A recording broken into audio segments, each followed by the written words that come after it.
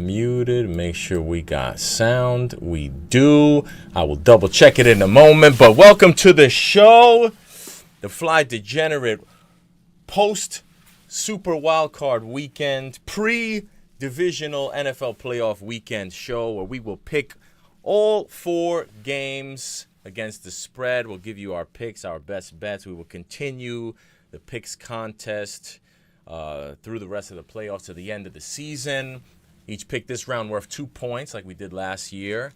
And we'll get into some props that we might like coming into the weekend. We'll discuss some of the fired coaches and some of the retired coaches, some of the recently hired coaches. We'll get into Coach all Fiasco. that. We got Coach Fiascos. We got coaches resigning. It's a pretty wild situation. And I don't even know what do they call the Giants? Do they have like one of those? Like I know they have one Jets drive. Do they have something like that for the Giants? They have Giant Way, right? Don't they have something Giant Way? I didn't see that. Maybe I know they have like a Giants like. Yeah. 3 Giants way, like the Giants way. That'd be clever, but the Giants aren't clever in anything. They're ran by old people. Yeah, exactly. They're almost like the Yankees. You know what I'm saying? Like, everything is mad, like, laid back, and it smells like an old blazer that you get at Goodwill. Yeah. Word. So how are we feeling this weekend? I will personally, before we get started, I will personally apologize for my picks last weekend. Just terrible picks by me. It was definitely overthinking things, and I was looking in all the wrong places. So I intend to perform better this week. Going 2-6 is not anything to be proud of. So I apologize for that. Word Life with the best performance of the weekend. Well done. Good job. At least winning the people some money.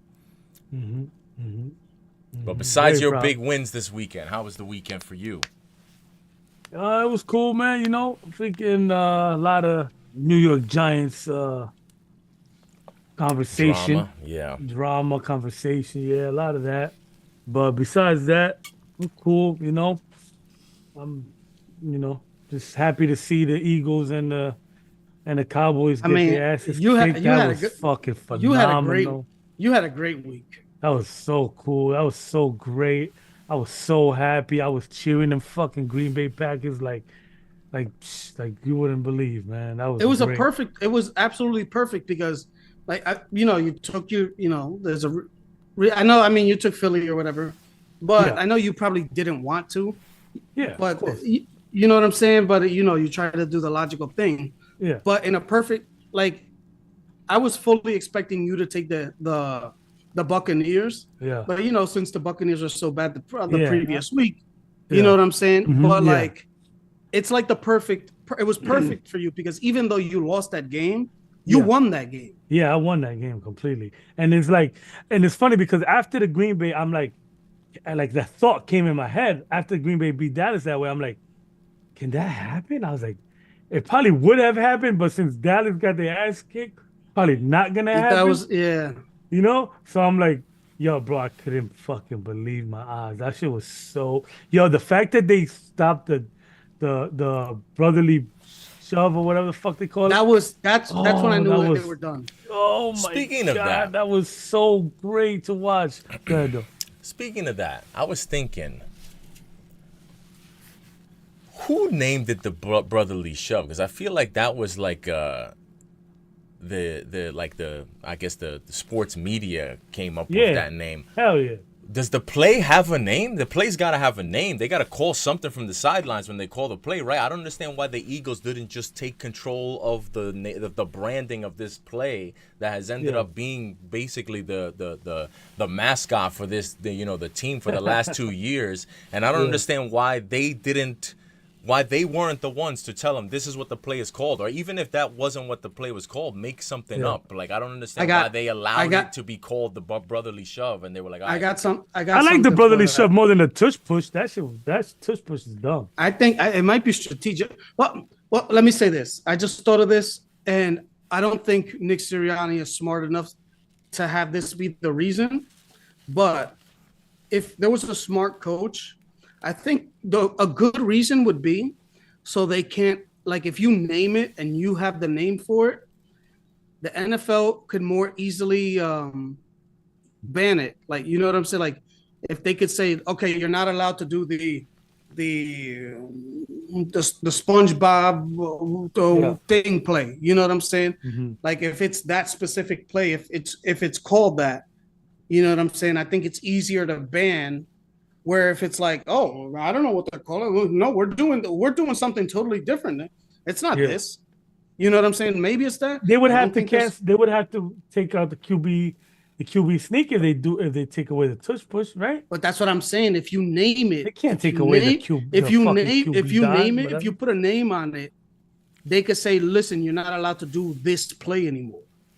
Like, if you say, they would have to, if they're going to ban it, they have to use some sort of formational rule change to ban you. I don't think they could ban you from a play that you call because that's the name of the play. They can't do that. Plus, there's other teams that try to run it. They don't run it nearly as successfully. But there's been other teams that try to copy that shit. I don't know what they call it, but I just don't know why this shit has become like a product that the Eagles are known for. Y'all got that tush push. Y'all got that tush push right here. I just don't get why they didn't, like, they weren't the ones responsible for coming up with, you know, what you know, what the name is. Like, because I was thinking to myself the other day, like, I wonder what, because here's what I was thinking. I was thinking, first of all, I wonder what the offensive line thinks about when the play gets called in. Like, do they think do they get hyped to run it, or do they think like, God damn, I got to do this shit again? Like, you know what I'm saying? Like, I don't know how they feel about it. And then I was thinking to myself, I wonder what the actual play is called. Like, what do they call into you know, into Hurts' headset when they're gonna run the play? Like, I have no idea what it even is. You know what we're doing right here. You know what time it is. Yo, don't say don't say anything, y'all. It's time. Don't let them know what they called. And I'm surprised that has never even, like, I mean, maybe y'all have heard. So I've never heard anyone ask what the play is called, or anyone from Philly. It's like a secret. It's like a. No, I'm saying like they don't. It's like annexation of Puerto Rico, like in Little Giants. Like Blue Magic, like. You know what I'm saying? It's like their brand name, but you know, you don't really gotta say it. You know what I'm saying? It's like y'all know what we're doing right here. You know what I'm saying? Like you kind of don't speak up. That's hustling backwards because they allowed it to then be named the tush push. You don't want to name it? Okay, we're gonna name it the worst shit ever. There you go. Take that. The brotherly shove is cool. That makes sense. Yeah, that makes the most sense. Yeah, I would be interested to know what the actual play call is. Like, what is what when they're gonna run that play, what is said to Hurts, and what does he go into the huddle saying? Like, okay, we're gonna run whatever. You know what I mean? I want to know what it's called. I'm just surprised that there's been so much conversation about this play, and at no point have I heard anybody ask what the play is actually called, or what, you know what I mean, what the call is from the team that has kind of become synonymous with the play. It's just weird. I don't know. It's weird to me. But anyhow, speaking of Philadelphia and potentially fired coaches, they have not officially announced the Nick Sirianni firing yet, have they? No. I don't think they're going to do it. No. I'd be curious to see what ends up happening because I didn't think they were going to fire Peterson. I thought Peterson... Who? Oh, okay. The previous. No. I thought something came out like while I was. No. I didn't think Philly was gonna fire Peterson when he got fired because I mean the fucking guy had a statue outside. How do you fire a guy with a statue outside the stadium? Like I feel like that's awkward. And it's not like it's a statue that's been there for mad long. Like homeboy just had a statue erected of him 2 years ago, and he's fired. And he's fired like when they didn't even have they had a disappointing season, but it wasn't like they had I feel like this season was more of a collapse than the season that Peterson got fired for. Yeah. And I didn't think he was gonna get fired because I thought it was gonna be kind of like the classic, you broke the curse, you never buy a drink in Philly again, you're just forever a hero in the city because you won the first Super Bowl. We got the statue, and I just thought it was gonna be one of those things that he was gonna be given a much longer leash because of what he had accomplished and because of the fact that he was the only one to have done that at the time. So. Yeah, but Philadelphia is a lot like New York, and even into that like even Boston. I mean, you see how they were clamoring since last year for Bill Belichick to be fired. And even like Pittsburgh to a certain degree, even though that's not like. Well, that's why I'm saying that I wouldn't be shocked if it happens because we've already we've already seen it happen with Peterson, and like you said, like if the fan base is kind of itching for it, that's kind of where. And that's what it seems like, right? Where they seem to be right now. Yeah, but that's also one of the things that I know a couple of Philly fans. I haven't talked to them specifically about how they feel about the coach, and I haven't really gotten. I gotta check in with some people and really get my ear to the ground. It seems like they're pissed, but the thing is, it's like, it just seems like Philly. They also like react to, like New York, they react to the reaction of the fans. Yeah. And you know what I'm saying? Like sometimes it just, if they see that certain coaches, like for example, let's say, Bill Belichick is a bad example because let's say they're going to Atlanta, but say like if Bill Belichick was to go to like Washington, and then like Vrabel was to go to Dallas, and all of these teams are like getting better with coaches, and people start saying like, yo, listen, we got to do something. Like we already lost when these teams had bozo coaches. Like imagine if if everybody else gets better, we got to do something, and then maybe that's when something happens. But in terms of like, they won what, 11 games, or did they end up winning 12? 10, I think. No? 10. No, they won 11 games. They won 11 in regular season. They won 11 games. Well, because they started off 10-1. Yeah, they won 11 games. And the Jets. They lost. What was it? They lost 5 out of the last 6 or something like that. The Jets showed them how to shut that down, man. Showed who how to shut what down? The league. What, the tush push? No, not the tush push. They weren't able to do the tush push because they never got into that situation. You know what I'm saying? Yeah, we know exactly what you're saying. So, exactly. So I don't know if he's gonna get fired. I think it's interesting because when it comes to firing these coaches, especially this specific year, this specific offseason, we have so many candidates that a lot of people, whether it's the owners or the fan bases, are gonna get all hot and bothered to try to get these coaches that are available, whether it's Harbaugh, whether it's Belichick, whether it's fucking they say that Tomlin's not available, but you have Vrabel is available still, and I'm forgetting somebody. We don't even know what's the whole. I still find this whole Pete Carroll thing to be weird because, when he steps down, allegedly, they're talking about him being given a position within the organization, but it seems like he still wants to coach. Super strange. So that whole thing is kind of weird to me. I was actually thinking, what would make sense for Pete Carroll would be to coach the Chargers. To me, he's the best coach for the Chargers in terms of available coaches right now. Like, I just feel like he had, like, he bring him back to the San Diego days. Like, I feel like he has as a personality, he has a very Cali, San Diego surfer type of vibe to him. That's number one. That's true. Plus, it's not a complete, like, when you're talking about these aging older coaches, it's not really a total. He's 72, right? Total rebuild. Yeah.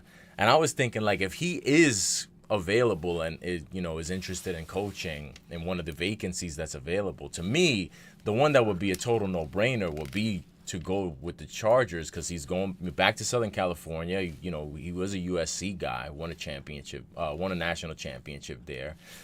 Stays on the West Coast. He has the quarterback, has a quarterback in place. I feel like that would make the most sense in terms of pairing. With a similar skill set to Russell Wilson, in terms of just like big arm, mobile. Obviously, they look totally different and everything like that. But I mean, in terms of like what they can do, I feel like prime Russell Wilson and Justin Herbert have similar skill sets and like in terms of like what they're best at. Yeah, I don't know. Like I can't think of. I was trying to think of who would make most sense to be the next Chargers head coach, and there's really no one that I look at that makes sense. That's a fit. Like Bill Belichick, he doesn't feel like a Los Angeles Chargers coach to me. No. Vrabel doesn't really feel like a Chargers coach to me either. Maybe Harbaugh, but I don't know. Harbaugh doesn't really. I could see it. I could see Harbaugh. Like I could see it, but in terms of like the ideal fit, I don't know that Harbaugh is somebody who I think, because it's just weird because the Chargers are an interesting organization in that they don't really have an identity right now, because I feel like so much of their identity is connected with San Diego, which is not where they play anymore. Like they have like this weird fractured relationship with the fan base. They don't really have a home field advantage because they're like a homeless team. And I feel like Pete Carroll gives them some type of a vibe, some type of an identity. You know what I mean? Like, well, yeah, and also kind of reconnects to Southern California, right? Obviously San Diego is different, more southern or whatever, but like it kind of like feels like he's like even. Because you could still kind of identify. He's a LA, he's a USC guy, so he's. But that's what I'm saying. He's still California, like he still has that California, like not vibe, but still like it's almost like he has a personality that like people still connect to California. Absolutely. And yeah. You know what I'm saying? And he's that style where it doesn't like he's kind of like he lets kind of the players. Have little personality and stuff like that. He's not like this, you're going to do stuff my way or the highway type stuff. You know what I'm saying? So it's like almost like people could kind of like ingratiate and kind of like warm up to like Pete Carroll. It's like, oh, this is a team that's like kind of close because, they're usually the last couple of years, they've been like, I don't want to say Super Bowl favorites, but they've been up top 10 in the Super Bowl. You know what I'm saying? So it's a team that very clearly, like everybody realizes and knew even going into the season, it's like they need a better coach. So it's not like it's not like a total rebuild where it's like, you go to Washington and, even though, he's a young 72 or 71 or whatever he is or whatever, it kind of feels like this is closer to like what he had. This is almost like a step up in the process of like rebuilding that he just left. Yeah. Because if you look at it, Los Angeles is I would say is a little bit more talented than the Seahawks, and we saw the Seahawks had a decent season. So it's like I feel like it's just like they seem just like they need to get over the hump. Yeah, I don't know. The only thing is I do kind of feel like for a while now the Chargers' overall talent has been a little bit overrated. I mean, yeah, but always injured. But I also think that Pete Carroll's way about him would be an appropriate rebound for off of Brandon Staley, because like the Brandon Staley had, especially towards the end, he had that whole kind of combative relationship with the media. He had like that kind of a little bit of like this hard ass type of vibe to him, and I feel like the Pete Carroll energy is right for that team right now. And if not him, someone with a similar type of vibe who's not gonna be, not necessarily players coach, but somebody who's gonna be somebody who has some cred and some cachet, exactly. But it's not gonna be the type that, like, I feel like Belichick, he obviously has more, who has more cred and cachet than him. But I just feel like they're all northeastern, like. Yeah, like, and I just what feel I'm saying, like his cold whole, weather. Yeah, his whole approach is, I don't know how welcome that would be, in that type of situation. I don't know. I just feel like the Carroll vibe fits, and I don't know who else really has a similar vibe to them. Maybe they're gonna promote this guy more. Maybe that was why he ended up going there in the first place. But I don't know. I think it's going to be, plus they have their whole financial situation that also kind of is going to, play a big part in who they end up taking as a coach. So, but that was the thing, is because when I heard that they were meeting with Harbaugh, I don't think Harbaugh is going anywhere cheap. Yeah, they're saying like 11 million. Yeah, so that's why I was kind of like, I mean, maybe they decide we're gonna go in on Harbaugh and we're gonna step aside and let him go. And I guess Harbaugh kind of makes sense in that spot, but I don't know. It's hard for me to. The Chargers are such an identity-less team that I can't even really. It's hard for me to find too many ideal fits for them.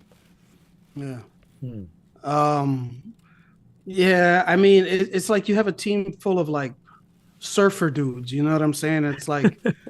Because Austin Eckler, Austin Eckler might not be on the team next year, but I'm just saying, it's just like that style where, like, you have a whole bunch of people who are injured all the time, like, like Nick you got not Nick Bosa, Joey Bosa, Keenan Allen, Mike Williams, Austin Eckler was hurt a lot this year, like, obviously Justin Herbert, Rashawn Slater. So it's like there has to be a change there.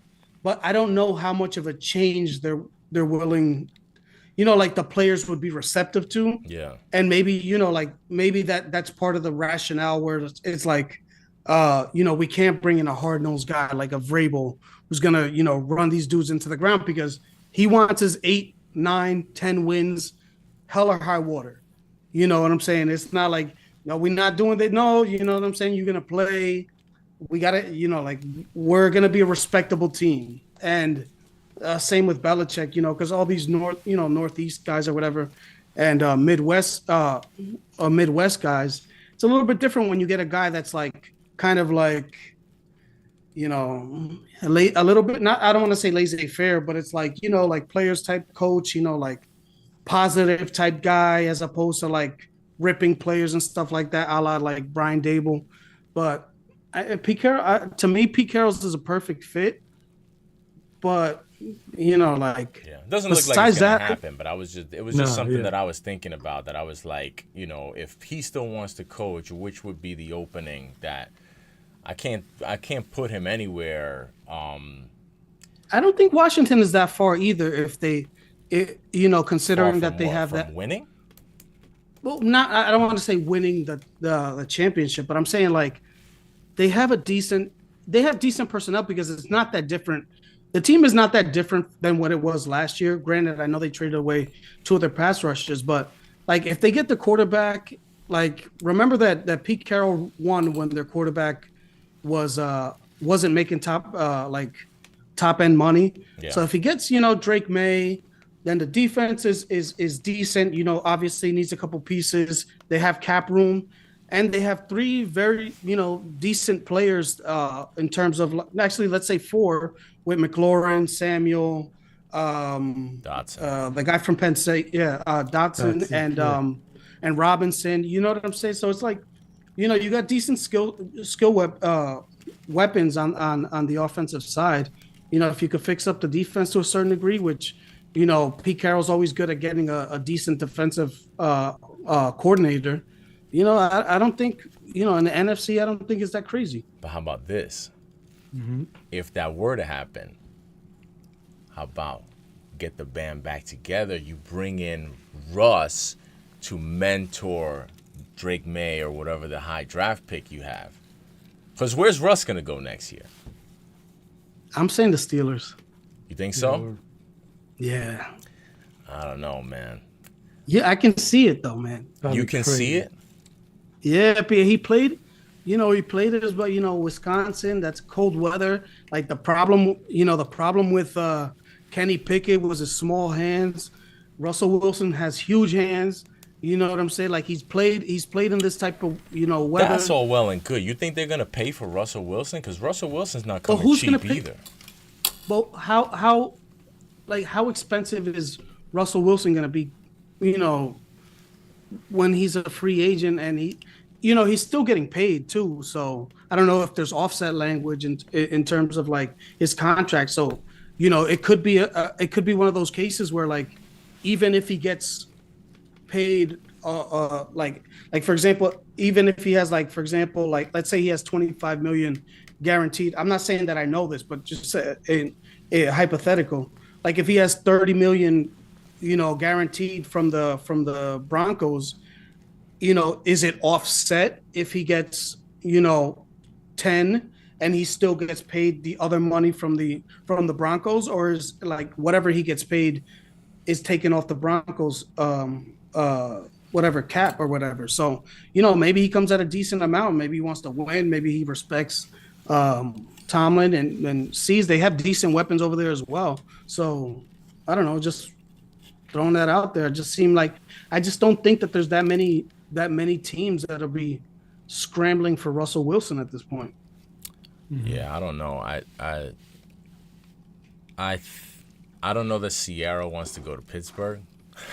I feel like if he's not going somewhere for top dollar, I feel like he's going somewhere for a fit city wise. Like I could see maybe Vegas. But we don't even know what their who their coach is going to be and what's going on. If it's Antonio Pierce is not dealing with Russell Wilson. But Mike Tomlin is.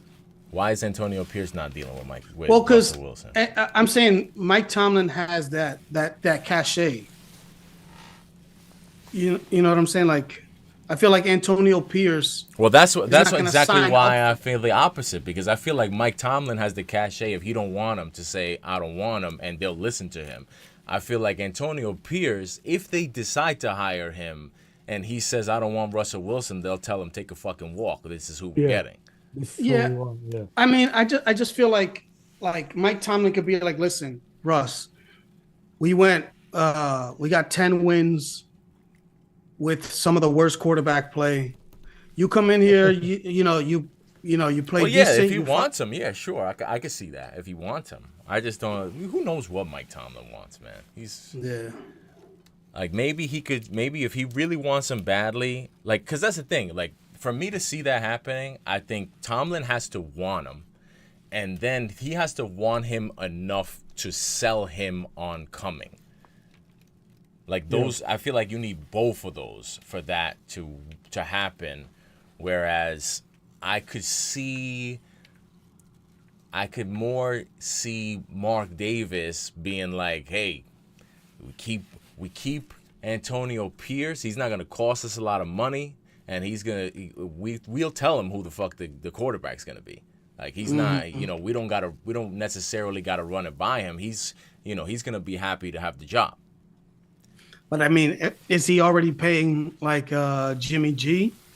Like even if they cut him, I think what the hell that where and he's already paying. I don't think Jimmy G has any guaranteed money. He's still paying. This is his first year.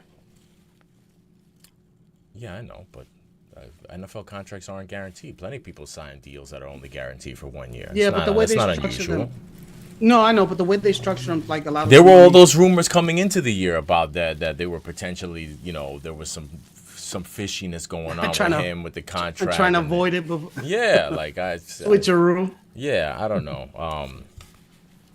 But and the same thing with Daniel Jones. They signed him to a way longer contract than they did Jimmy G, and his is only guaranteed for 2 years. Yeah, but I mean, Daniel Jones was 4 years. I think Jimmy G was 3. Yeah, well, that's why I'm saying that I wouldn't be surprised. I believe that it's not guaranteed, and plus, guaranteed is it's all relative because there's all kinds of if they want to get out from under a contract, they more than likely they'll figure out a way to get out from under it. So now, speaking of Daniel Jones and speaking of problems with coaches, so Wink Martindale fired, resigned. We don't know exactly what came first, the chicken or the egg. Yeah. Where are you in terms of Dable and Martindale leaving? And what is your understanding of what the issue was there? Because I still haven't really pieced it. Like I've only gone by what I hear. But did you hear what Art Stapleton? He was on the Michael K show earlier today. He kind of cleared it up a little bit. What did he say?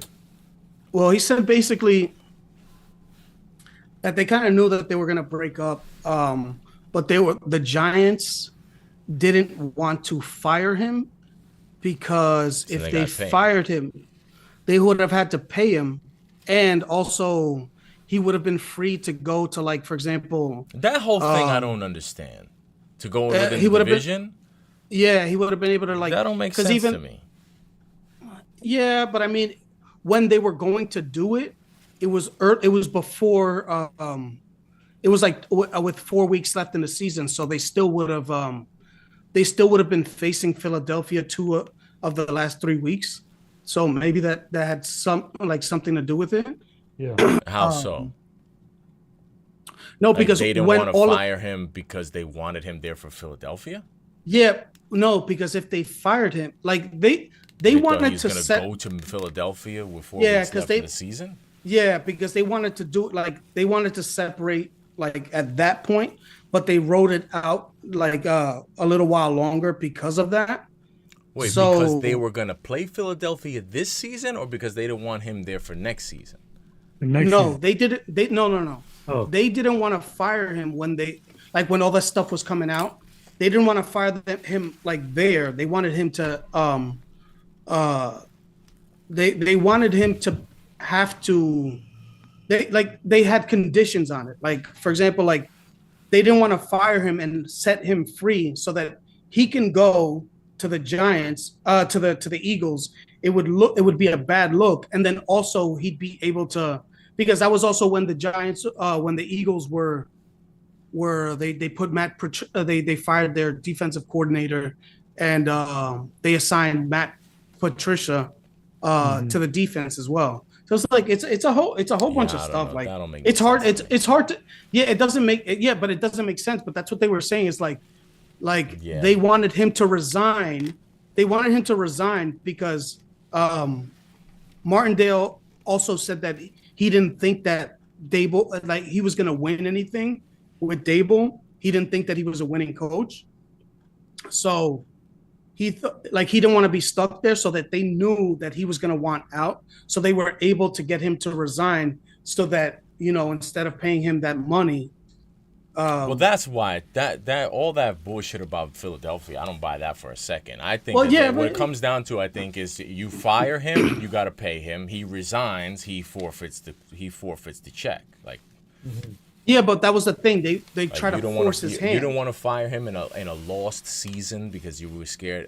That don't make no sense to me. Yeah, but you know how. But that's what I'm saying. Is like, obviously it's stupid, but you know how this area works. Like, everything they do, everything these teams do is like, there's a certain aspect of like, oh, we got to see how this looks, or they're gonna say this, or the radio is gonna say that. You know what I'm saying? So it's like, it's stupid, but it's still a thing that these teams do just because of the markets that we're in.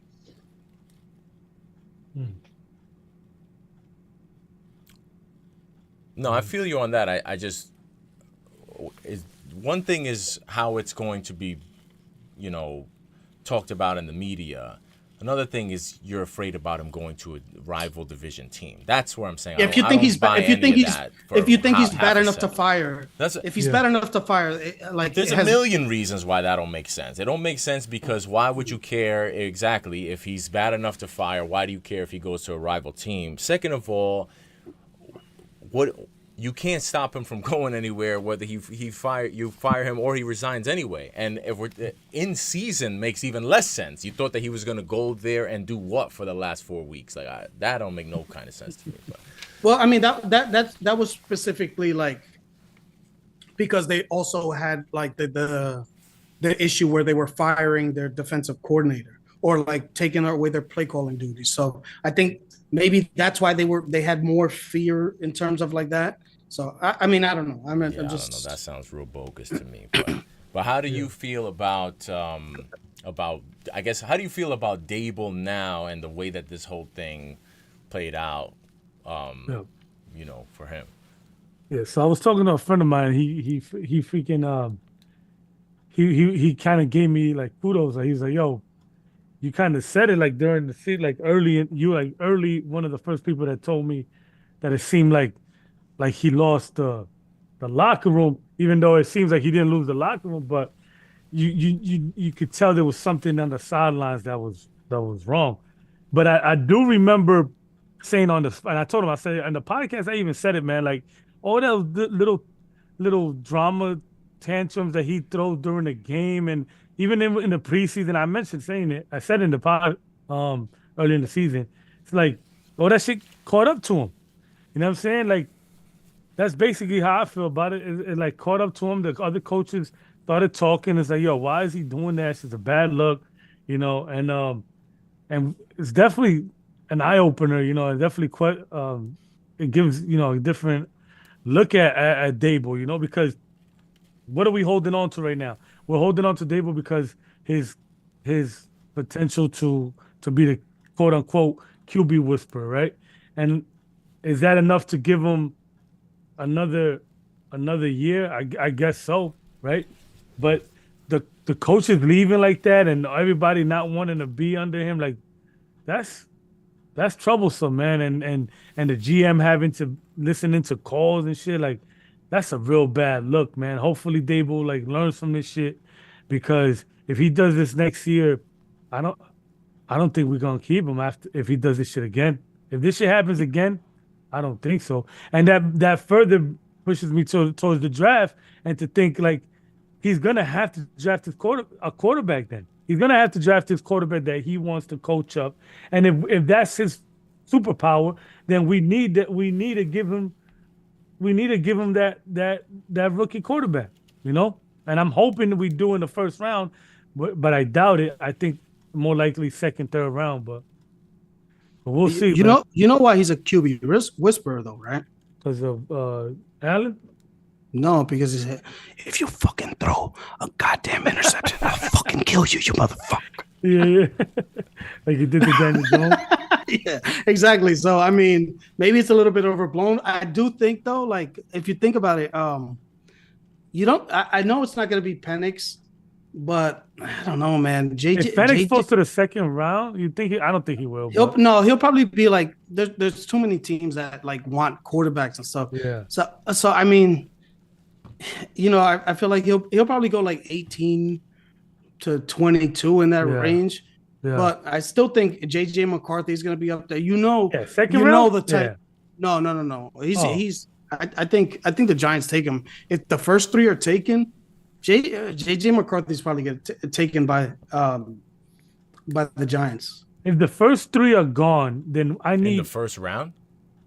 Yeah, I don't see that. I hope you're right, but remember, I don't want JJ though. The sixth. Remember that was the Daniel sixth overall. They can't. I mean, that's where they took Daniel Jones. Yeah, but that was a previous regime. You know, he did all kinds of buffoonery with his first round picks. If Penix I can't assign the Gettleman buffoonery to Shane. He got maybe earn also that type of reputation. Yeah, I mean maybe Bo Nix as well. I mean, I don't want him either. It's got to be Penix. If it's not Penix, I'll wait till the second, third round. What's this kid? Cam Ward. Nah, he went Cam back to Ward's gonna Miami. play next year. Oh, he's gonna play again. Yeah. Yeah, I was hoping he came out. Yeah, but he would have been like a fifth round pick. That's Well, what I'm that's what he saying. wants. He doesn't Yeah. want a first rounder. Yeah, no, I mean, you're similar boat to, Or he doesn't to me. want. He doesn't want the first round leftovers. Or at least that's how I'm interpreting what Yeah. you're saying. Like I feel like if Oh, you're me? gonna, yeah. artificially pushed Like I up feel like if you're because gonna of the get if you other had three. like I feel like if you had a top 3 pick, you'd be more comfortable with them taking one of the quarterbacks top 3 than with the pick that they currently have. You feel like whoever they're gonna get is gonna kind of be like on the fringe there. But I'm also thinking like for me specifically, I'm taking Penix Jr. I'll take him there at 6.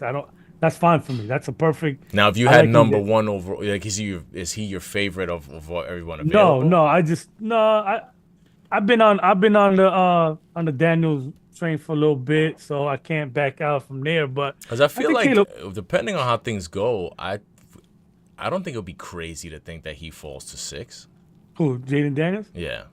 Yeah, I would love for that to happen. I think it's gonna be interesting because I feel like whatever all the cards is right there in front of the Bears. Like depending on what the Bears end up doing, if they if they keep Fields and trade the pick, or if they trade Fields, depending on where they trade him to, like we don't, because we still don't even really know who is going to be in the market for the quarterbacks, out of those top picks. Mm-hmm. Yeah, no, definitely. We got a slight idea, but I think the Bears are gonna trade Fields, even though I could see a world where they don't, they trade that pick, but man, I don't think they're gonna trade Fields. I don't think that I don't think that they'd be like interviewing Lincoln Riley. No, not Lincoln Riley. Whatever the OC from USC, like as their offensive coordinator. I don't think they'd be switching up the offense again for Justin Fields. Yeah. I kind of think like they kind of wanted to see like, yo, what do you think on this quarterback? Does your offense fit like Caleb Williams? Like, what do you think? But here's my thing. If they decide they want to trade Fields, the biggest speculation of where Fields would be traded to was Atlanta. Yep. Yeah, now, Atlanta is looking like they're going to hire Bill Belichick. Bill Belichick is not trading for Justin Fields. That I don't see.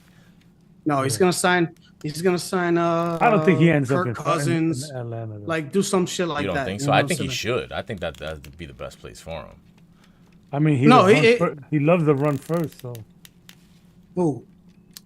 Belichick. Belichick.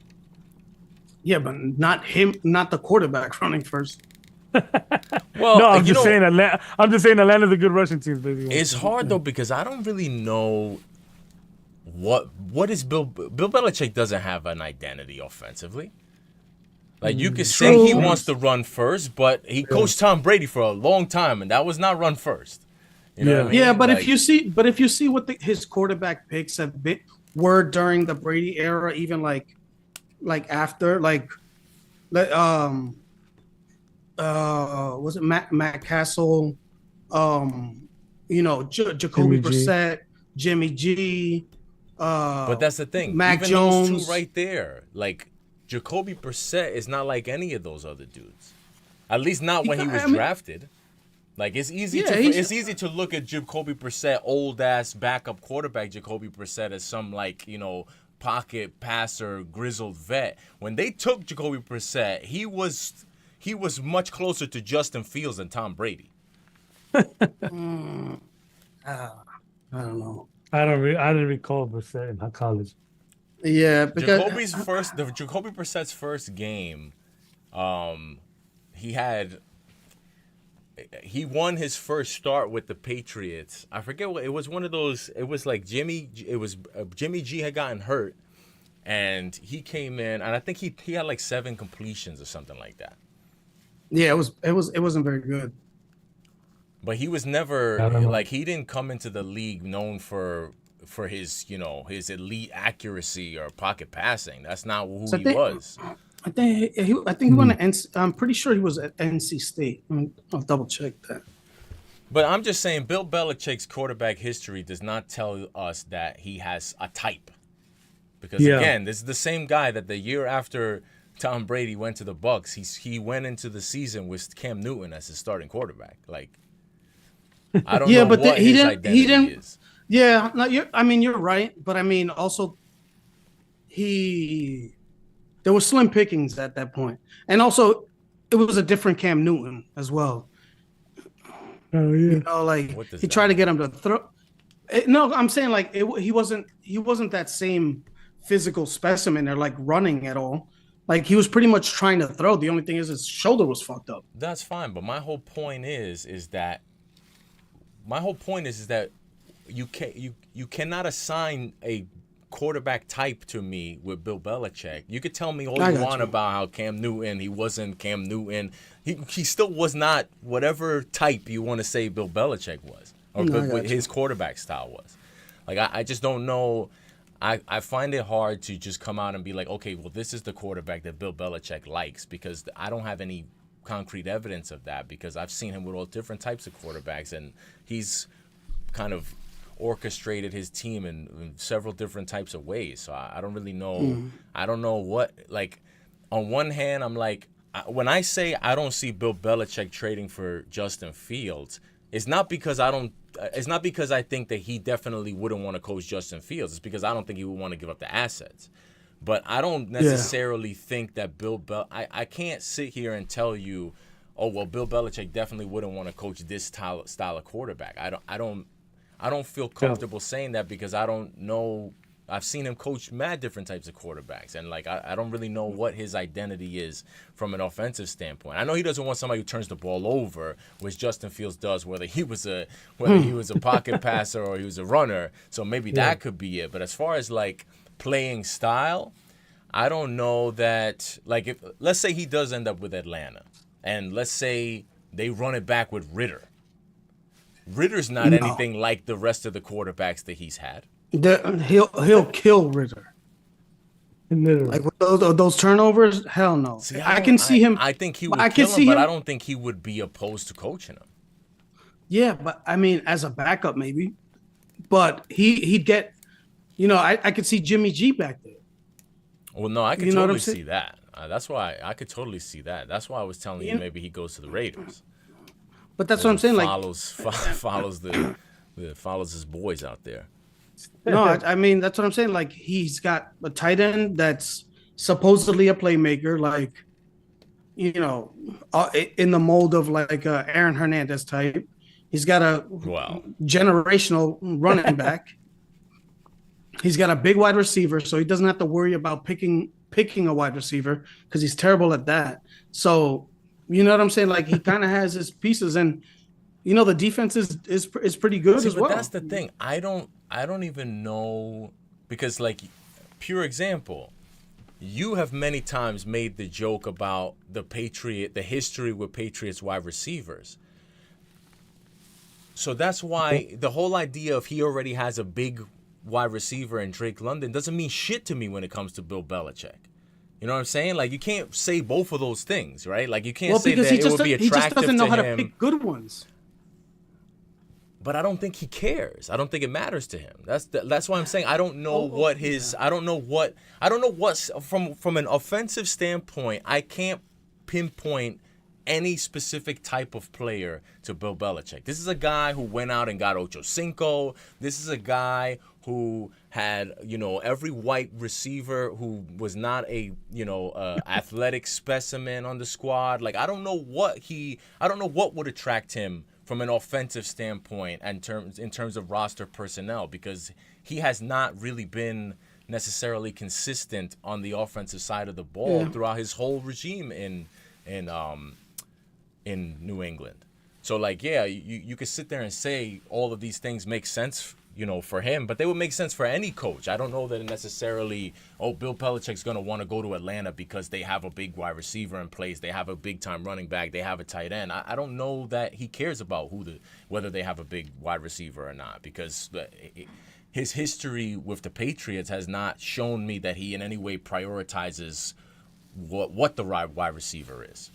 Well, I mean, I think it kind of, but to the other end, it kind of highlights that he's not the one who should be picking them, because almost every draft I agree with that. Almost every draft he drafts one or two wide receivers. He just drafts the wrong ones. So you know what I'm saying? So it's like he likes wide receivers. He just doesn't know what he likes in wide receivers. Yeah, I don't think he likes wide receivers.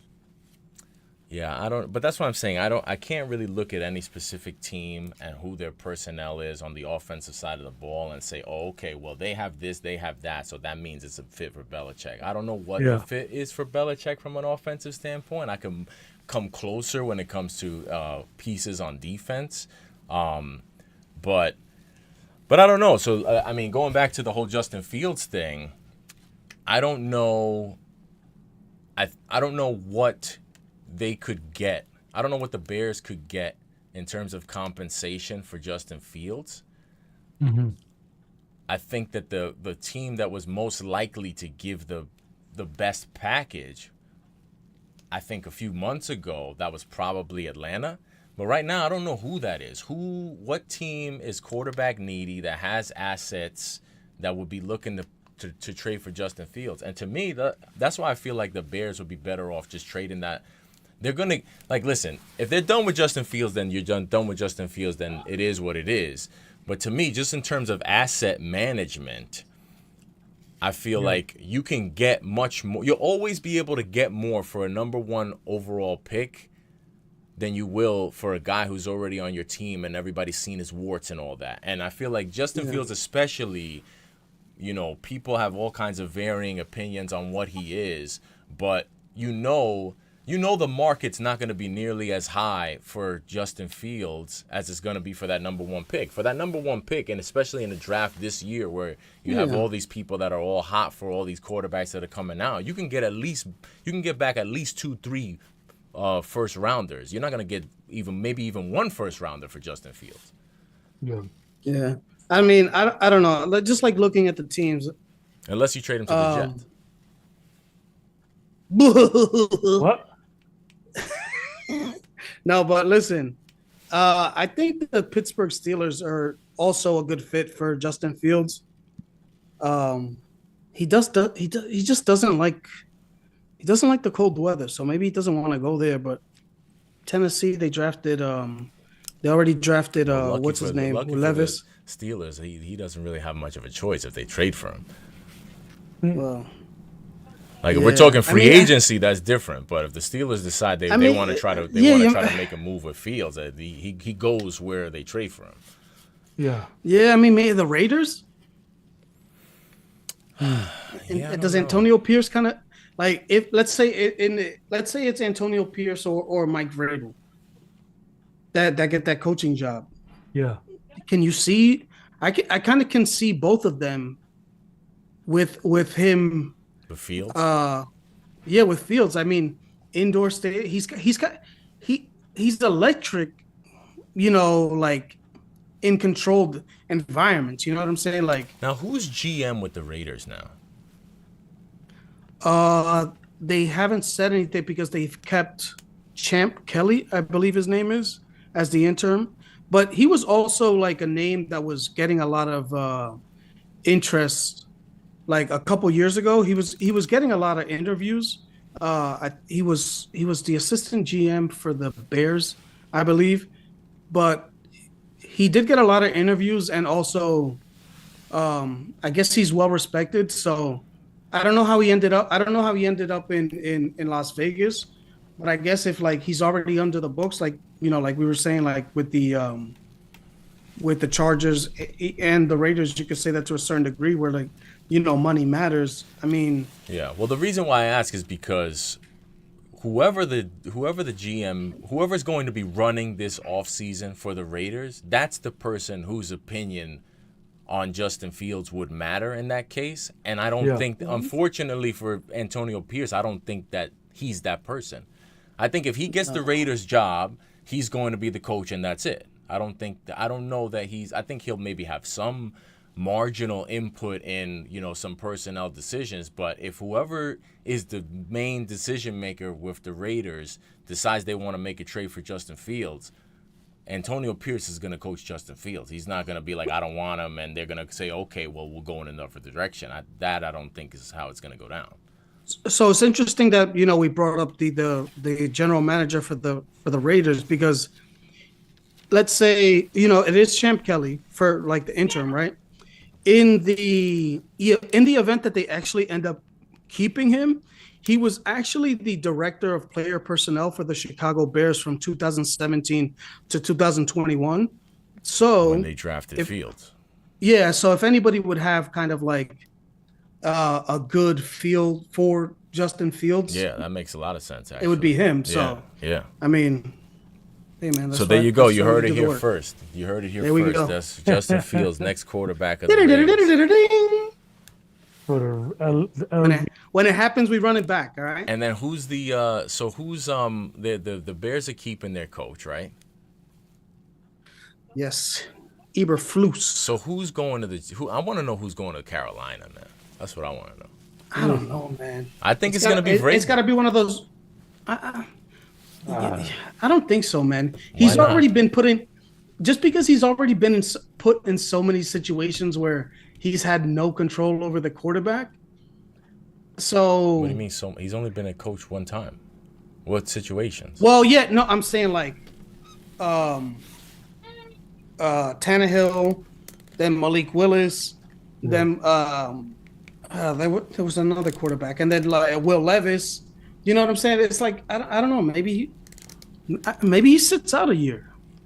Well, that's the only thing, because to me, I feel like with the Cowboys announcing that they're going to retain Mike McCarthy, I feel like that has really low key shaken up the whole the whole coaching carousel, because if that's not going to be a vacancy, the chairs are very quickly going to get nabbed up, because if they're going to keep McCarthy, the Bears are going to keep Eberflus, the Raiders are expected now to keep Pierce, then the openings become very limited and not that attractive.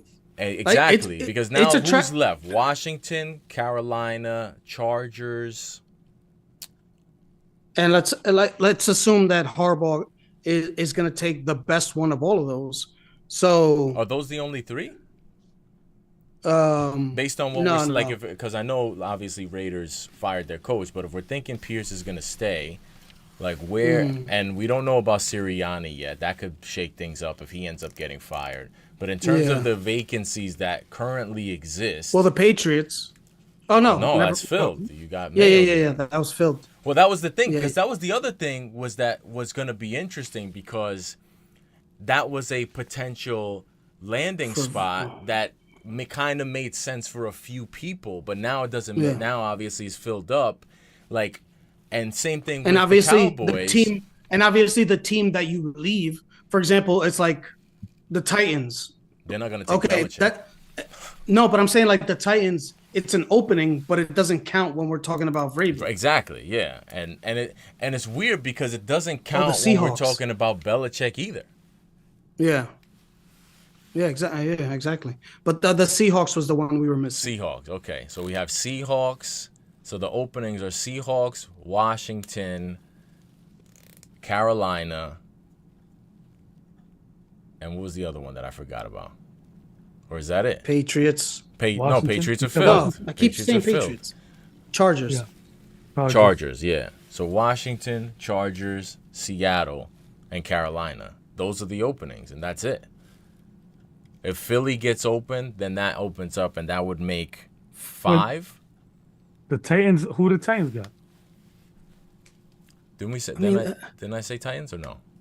But no, I mean, maybe I didn't think say. about So Titans too. So Titans, Washington, Chargers, Seattle, Carolina. Yep. Las Vegas. Well, but we're putting Pierce there. Okay. Right, we're putting Pierce in Vegas. We're assuming Eberflus, and we're for now assuming Sirianni, right? But I think Sirianni stays. Yeah, that's the thing though. It's like when you get to, for example, you get to the Panthers, right? You see, like I don't. Atlanta. I'm not sure. We forgot Atlanta. There you go. Yeah, but I think I mean, I was kind of assuming that Bill Belichick is going there just because it seems like they're already in negotiations. Weird, that just sounds weird. But also think about it, man. He's got the easiest. To me, I feel like he's just trying to get these dubs and get up out of here at this point. Yeah, man. I feel like that makes the reason why I say that makes the most sense is because where could he? The only other thing that the only reason I was thinking potentially the Cowboys is because although you could look at that and say it's a difficult division, you could also say that if McCarthy was able to grab double-digit wins every year with them, Bill Belichick could step in there and expect to grab a couple double-digit win seasons and bizounce. Yeah. Where else is he going to get that kind of a situation opportunity? Would have to be in a bad division. That's why I say Atlanta, because I don't think that makes sense. I think you go to Washington, you're gonna have to coach a couple of years to pass Shula. Mm-hmm. Yeah, I mean, like for example, you go to Atlanta, and I mean, I forget how many wins they had this year. I think it was 8. Yeah. Or, I mean, you add Bill Belichick. I mean, you're let's say 9 or 10. You know what I'm saying? Because it's like that's the division that they're in. Easily. Yeah. So it's like, you know what I'm saying? So it's like maybe he goes down there. I think that the GM that's there is from like the Patriots whole tree or whatever. But also maybe he goes down there and is like, yo, listen, I'm going down there. I got my son with me. Like, cause that was, one of the things that we were talking about last week, where it's like, he was hope maybe that was going to be like the person who took over, but maybe he goes down to Atlanta with the understanding that, listen, I'm going to be here 2 or 3 years and I'm going to set everything up. And then, I got my guy my son who's going to take over after. Steve. Like you got the succession plan or whatever.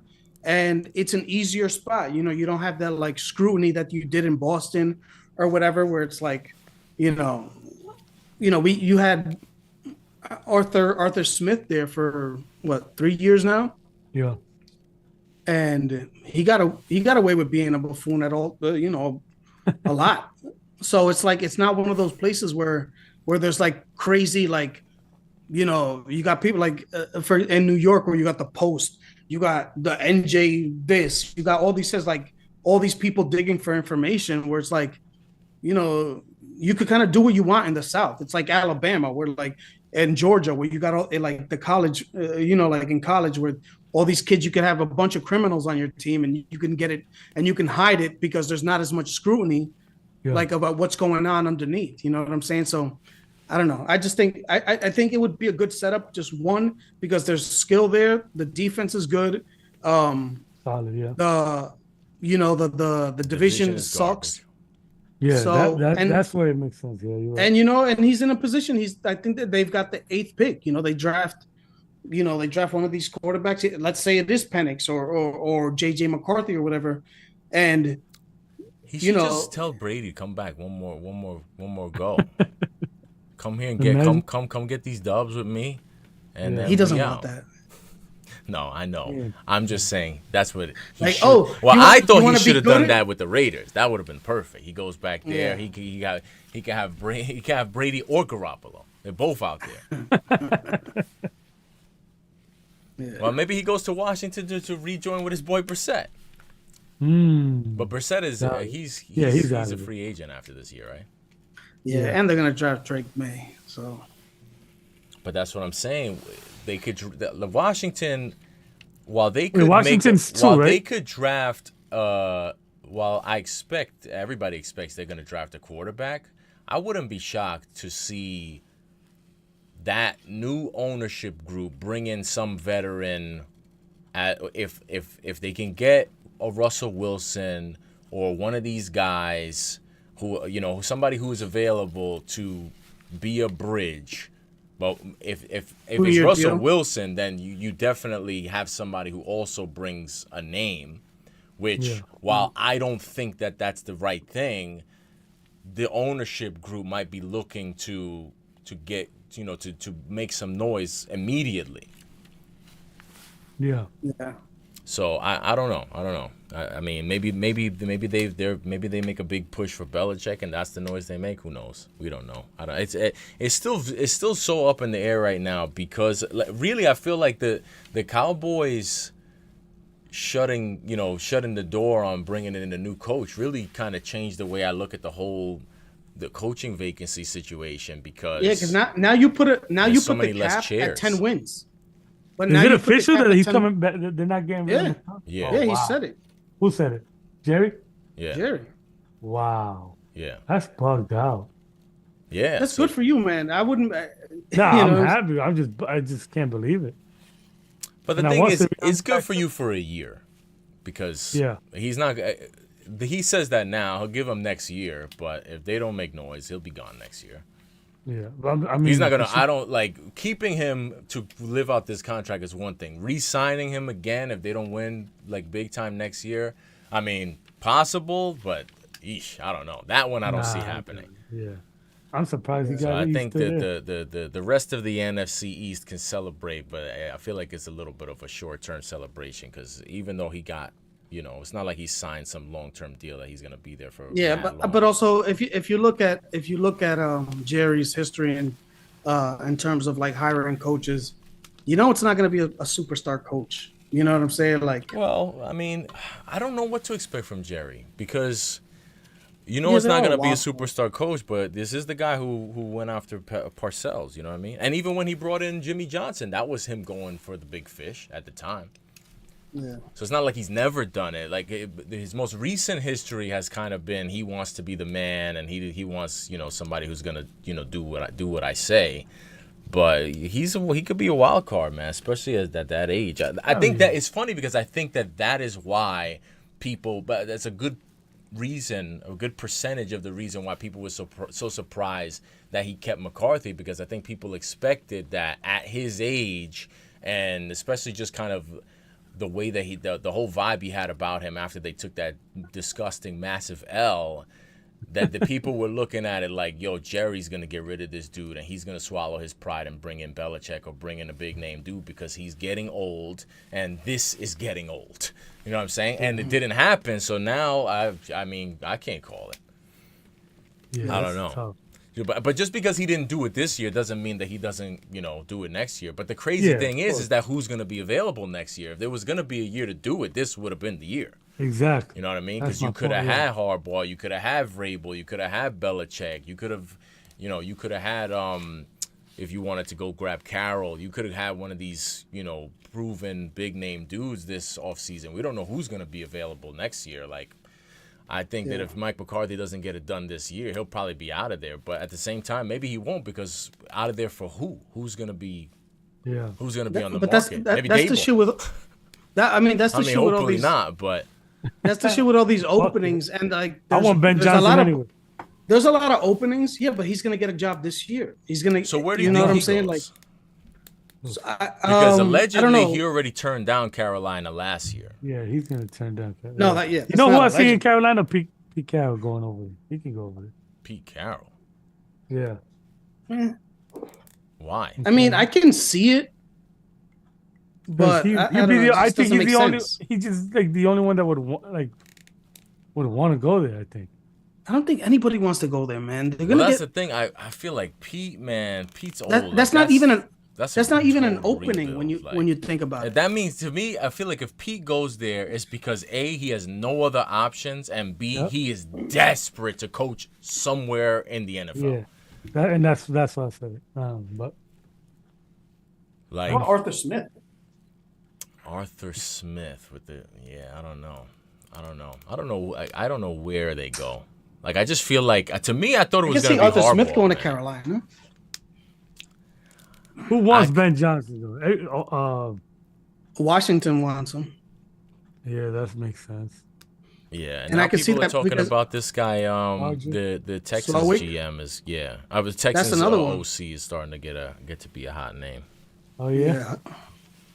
But still a lot to Rightfully a lot to unfold there. So I mean, usually, ordinarily, I feel like a traditional season right around this time, midway through the playoffs, like most of the head coaching chips would have fallen. This is a weird year because I feel yo, like, for real. I was thinking that earlier, crazy. man. Yeah.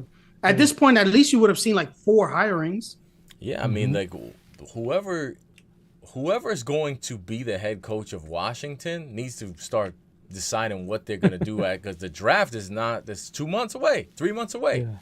Yeah, and why Bieniemy's not top? That's another thing. I haven't heard anything about that. Well, maybe he goes to Carolina. That would be sad, man. That would be That would sad. be- Well, only That because no, it makes sense. I didn't even think of that, and that's actually that makes They're gonna- that makes No, a but lot of Carolina, sense. Carolina's going to get a second level head coaching candidate. Yo, but how much? Because that's the problem with like all of these big names available.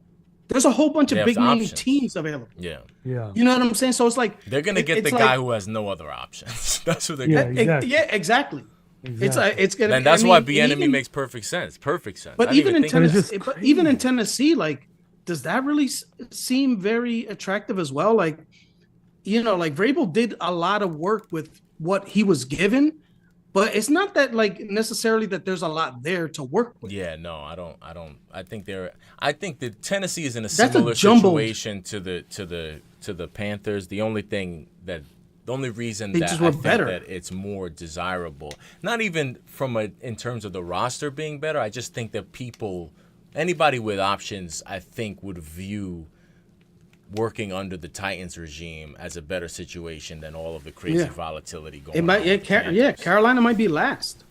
No, Carolina's might be. They don't even have a first round pick. I feel like they're 100% true. dead last by a lot. Like Yeah, who? yeah, it's not even close. Yeah, I don't even know that that's even. And you're locked question. into that quarterback. You know what I'm I saying? mean, you're So locked into that quarterback. You don't have a pick. You have the worst owner in Shitty football wide now that receivers. Snyder is gone. I mean, it's like, I hate to say it, my boy Alex is probably upset about it, but I think it is like definitively the worst.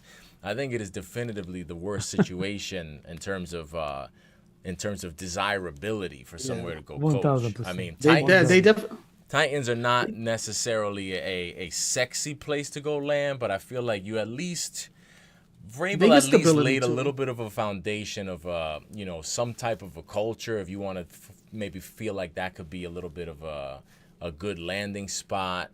I don't know. I just who was there somebody who was before Vrabel?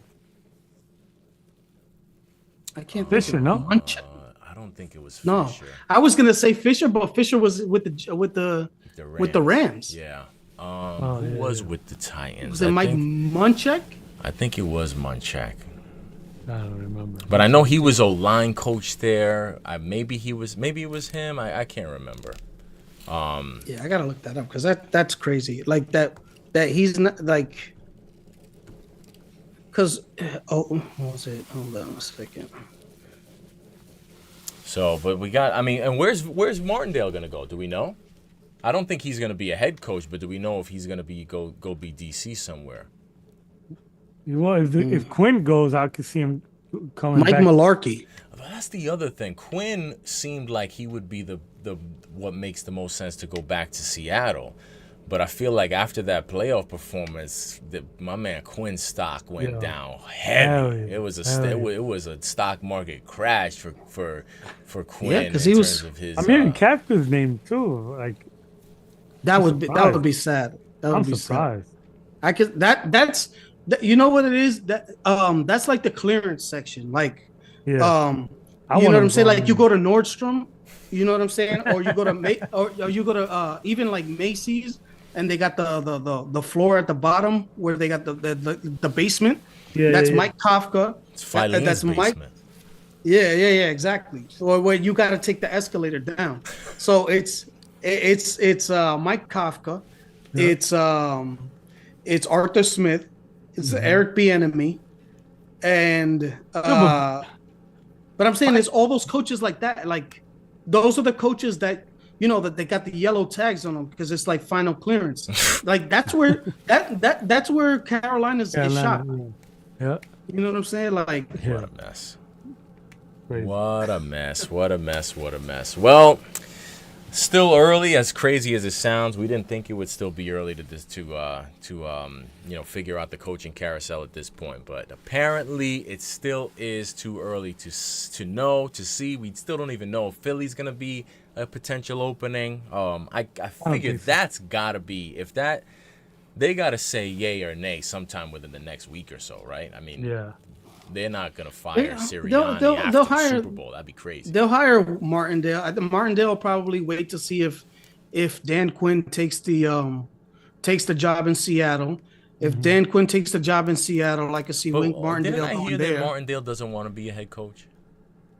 No. That's what he said before. But if Dan Quinn takes the DC job, takes the head coach job in Seattle, that opens up the DC for the Cowboys. Yeah. I could see him going there. If not, I could see him going to Philadelphia as well because they got talent on defense. Like he does need corners though, but because that's the thing with with Dallas. Like they got corners. Wink. No, but I thought you said that there was a team that needed corners. Philadelphia needs corners, but the draft would be. What do you mean? You don't think Bradbury and Slay can get it done? Bounce back year for them next year? No. Hey, they need to get pressure. Badberry and Slade. Yeah, man, that was. Oof. I got to tell you, that was so beautiful. Watching that Tampa Philly game, that was some of the worst defense I've ever seen. Tackling wise? The tackling was embarrassing. It was horrible. I don't know if it was that game. There was two games. There was two games where the tackling was Miami, Kansas City was the other one. Oh well, yeah. When they tackled, even though I didn't watch that, they tackled somebody else. They tackled another offensive player. Like they jumped on top of the player, and there was another player in between, like the guy that they wanted to tackle, and the defender jumped on top of the guy in the middle's back, like to pretend like he was trying to tackle. Yeah, I don't know. It was terrible. That was disgraceful. But what can you do? The Philadelphia Eagles are back into a rebuild somehow. Even if they don't fire their coach, that team, I don't know what they're gonna do to kind of rediscover themselves in the offseason, but there's a lot of questions that remain unanswered with the Philadelphia Eagles. But we shall see. But the Philadelphia Eagles are eliminated.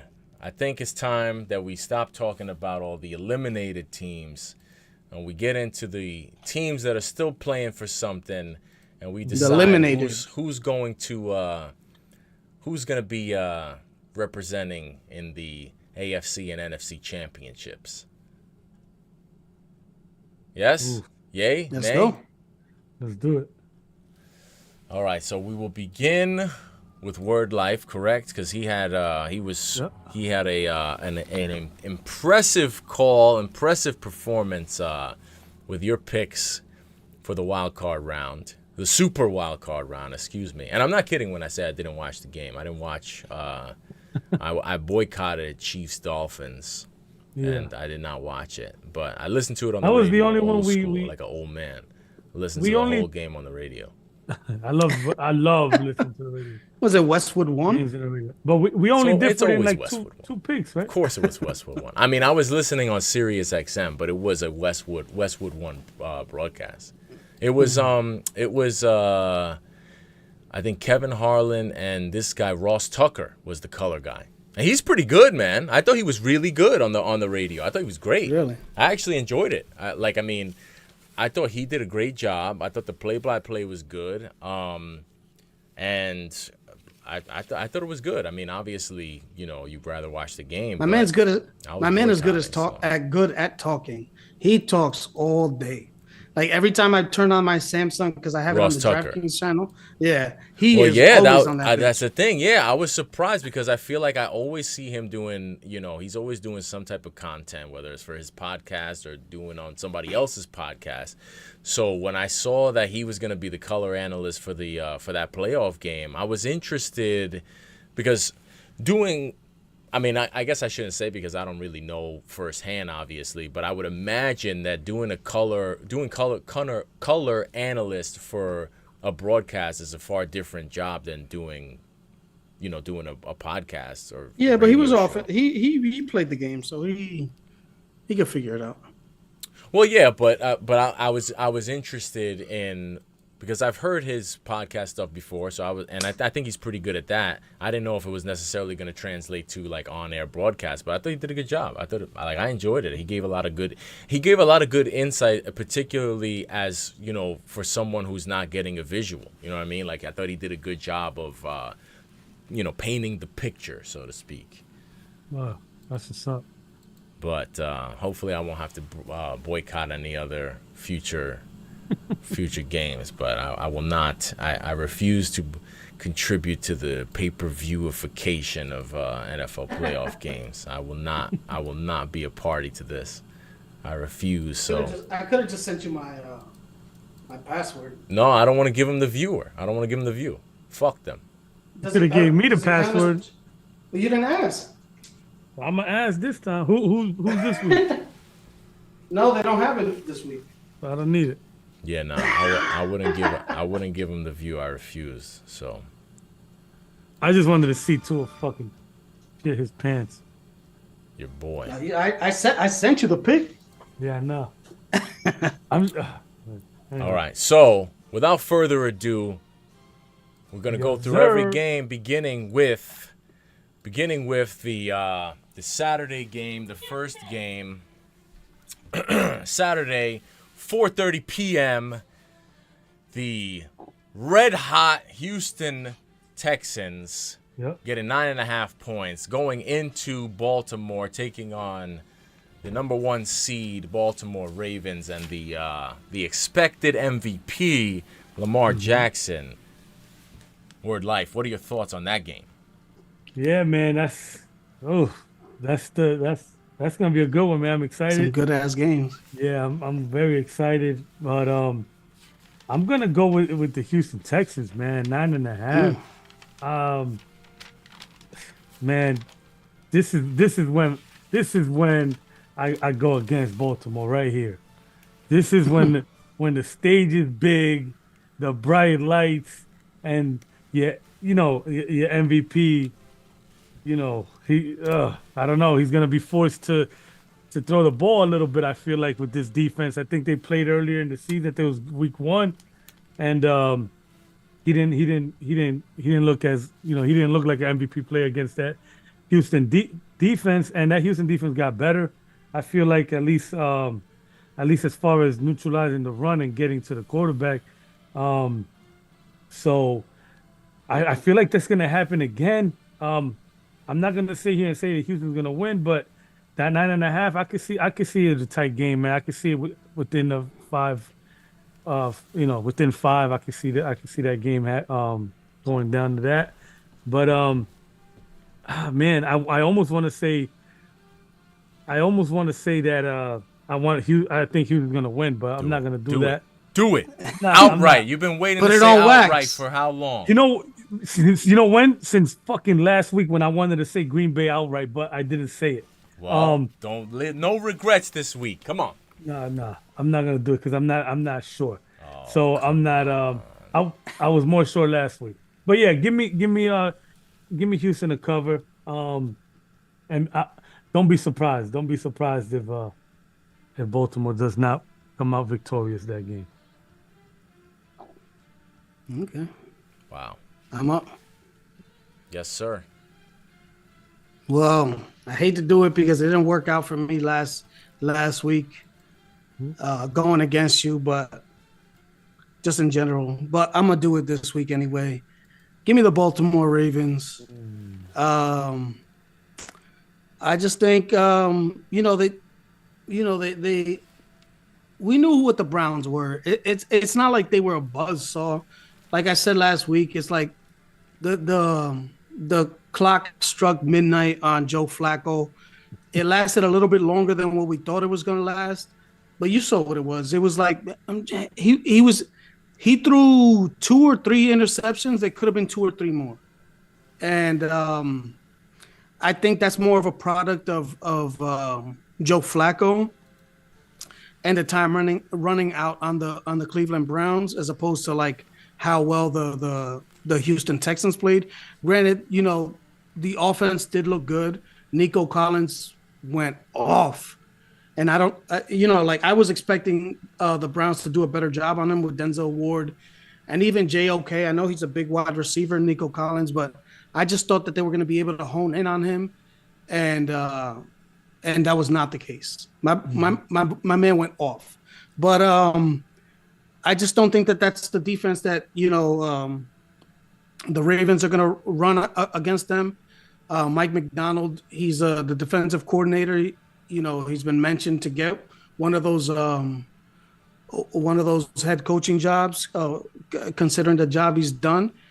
And I don't know, man. I think the Houston Texans and CJ Stroud are a different team when they're away. And also, this is outdoor. You might have to deal with some of the elements. And I know CJ Stroud played in Ohio, in a cold weather place at Ohio State. But, this is later on in the season. And I just think he's young. I know he's ready for it. He's built on a big stage. I just think this defense played well last week, but this is a different animal they're facing. I know, they played them before, but I just think when you get down, you might have Mark Andrews back, but Isaiah likely was doing this thing anyway, and they're a relatively healthy team. You know what I'm saying? Like, they're gonna bring Dalvin Cook up this week. Maybe that adds a different element, because we knew when Gus Edwards is in the game, he was going to run the ball. He's not a big play threat.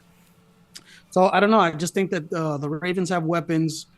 It's an outdoor game. It's an away game for CJ Stroud, and the spotlight is on. And I think that Lamar Jackson gets it done this week. He's played out of his mind. Give me the Baltimore Ravens. Give it 9.5, and I'll take it, man. Yeah. I agree with a lot of what you were saying, but part of it, I feel like that's why I'm taking the Texans. In terms of how you were saying, outdoor game, I don't expect there to be a ton of points scored in this game. I don't see Baltimore looking to light up the scoreboard. And Lamar Jackson is one of the worst quarterbacks as a home favorite in the last 20 years, particularly as a big home favorite. When covering a spread, I think of more than 3.5 points, he has the worst record of any starting quarterback in the last 20 years. He doesn't cover big spreads at home. He doesn't have a home playoff win. I think that he gets the win this year, but I think that he and the Ravens are well aware of what they have in front of them and what could potentially be a stumbling block for them. I don't think they're going to have to put up a ton of points to win this game. I think the defense, like you said, at home in a cold environment, I think they should be able to limit CJ Stroud's points, and I think that the Ravens are going to kind of want to run the ball in this game to secure the victory. I don't think they're going to be looking to ask too much of Lamar, and I just feel like that's a big number in a game that I don't expect to be a shootout, or I don't expect to be a high-scoring game. I think the Ravens, pure example, let's put it this way. The Ravens won their first matchup I think it was 25-9. I know it was single digits for the Texans. I think the Ravens will get out of there with another 25, 28 points this year. With that being said, if they get to 20, somewhere between 25 and 28, I think Stroud could put up 17 to 20 points, lose the game, cover the number. So I'll take the Texans and I'll take the points. I don't expect the Ravens to be looking to pour it on. I think that they know that they want to try to get out of that game healthy, because that has been the biggest stumbling block from them is Lamar's inability to stay healthy. I don't think they want to put him in harm's way, and I don't think that they're going to need to do that. I think you're going to get a lot of Gus Edwards. I think you're going to get a lot of Justice Hill. And I think you're going to get a big defensive performance. And I think that they can get out of there with a comfortable win and still not cover the 9.5. So I'll take the 9.5 points, and I won't make the same mistake that I did last week, giving up these big numbers that I didn't give up all season long, but I decided like an idiot to do it in the wild card round for some reason. I thought that the wild card applied to me for whatever reason. So I'm not going to play the wild card this time. I'll take the points. And I'll take the Ravens to win the game, but I can't pass up 9.5. So I'll take the Texans. Yep. And then the second game, Super Saturday night, we finally get to see Brock Purdy in the playoffs. Green Bay also getting 9.5, going into San Francisco. This was a real tough one for me because I really did not want to take Green Bay. Really did not want to take Green Bay. Still don't want to take Green Bay. Not going to take Green Bay. No, I am going to take Green Bay. I'm taking Green Bay. I'm taking the points. I don't feel good about it. It's a big number. I feel like, it's weird because coming into this season, I picked the Packers to win the division, because I was kind of down on the Lions, and I thought that I'd seen enough promise in Jordan Love's short appearances with the Packers that I thought that between him being competent and Matt LaFleur getting to have the offense all to his own, I thought that the Packers would win the division. I was high on them coming into the year. They obviously didn't win the division, but made it to the playoffs. Had a big, impressive performance in their first playoff game. But now I'm starting to feel like it's getting a little too... I heard way too much, that looks like Aaron Rodgers out there. That game was over from the opening fucking kick. Like, I'm sorry, but that game says so much more about the Cowboys than it did about the Packers and Jordan Love. I believe in Jordan Love. I think that he's going to have a promising future in this league. But I don't think that they won that game in the fashion that they did because Jordan Love is an all-time great quarterback. Not yet. I'm not willing to go there yet. I think that was a perfect convergence of circumstance. So I do feel like the people are getting a little too high on Jordan Love.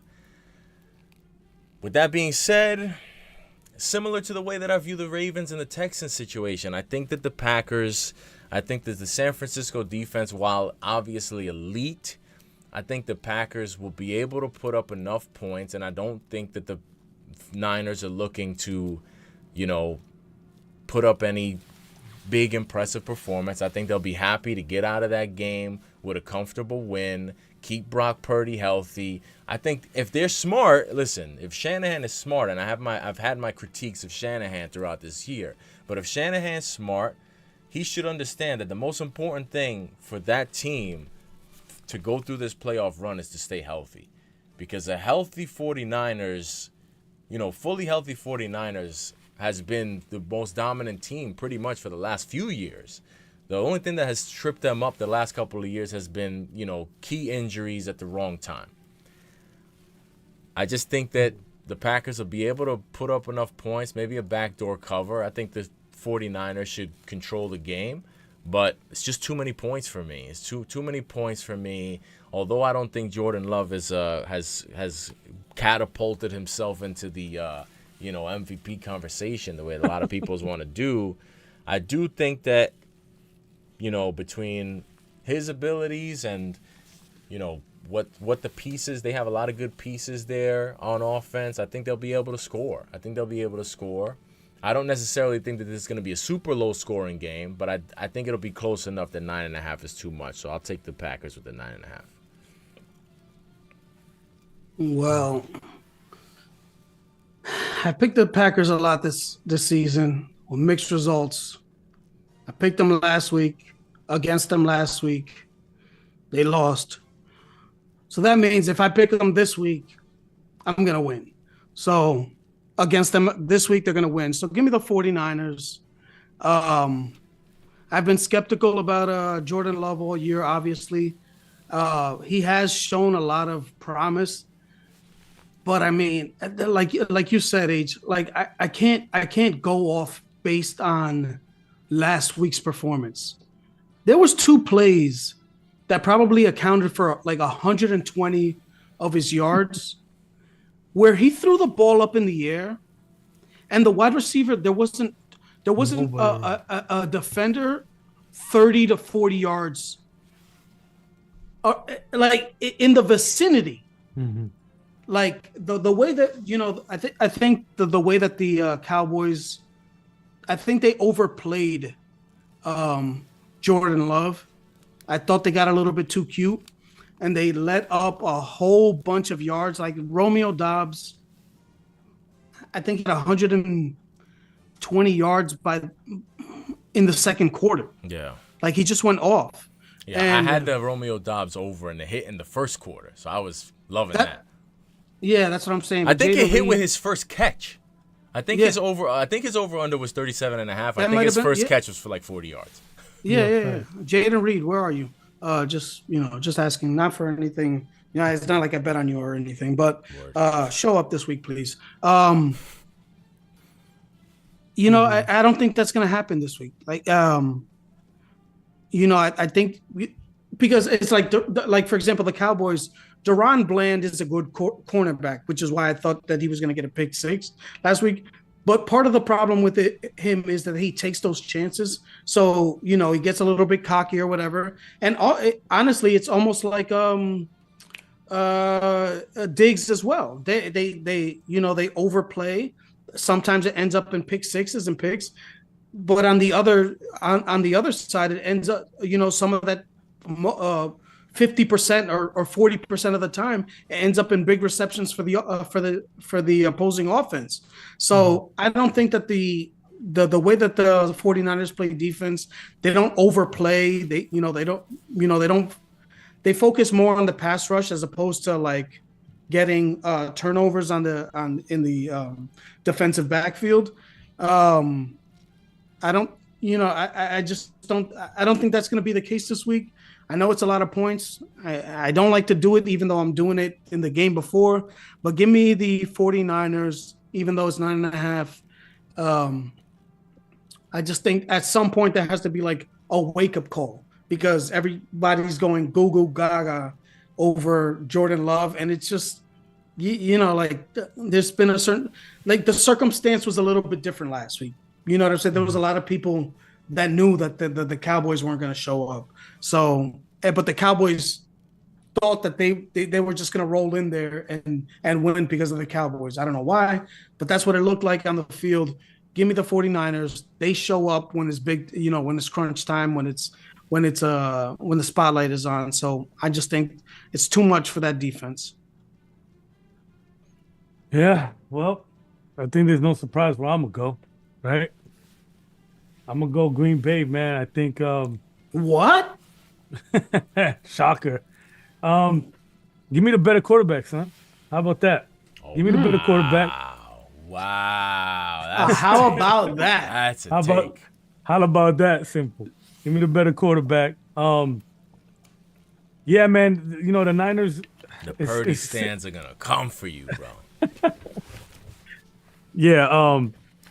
Yeah, the Niners are tough, man. They'll be well rested. They got the weapons and everything. But we've seen it. We've seen when you get to Purdy, if you can get to Purdy, you have a shot. And I think Green Bay's defense is fast. I think I said it last week. They got players everywhere.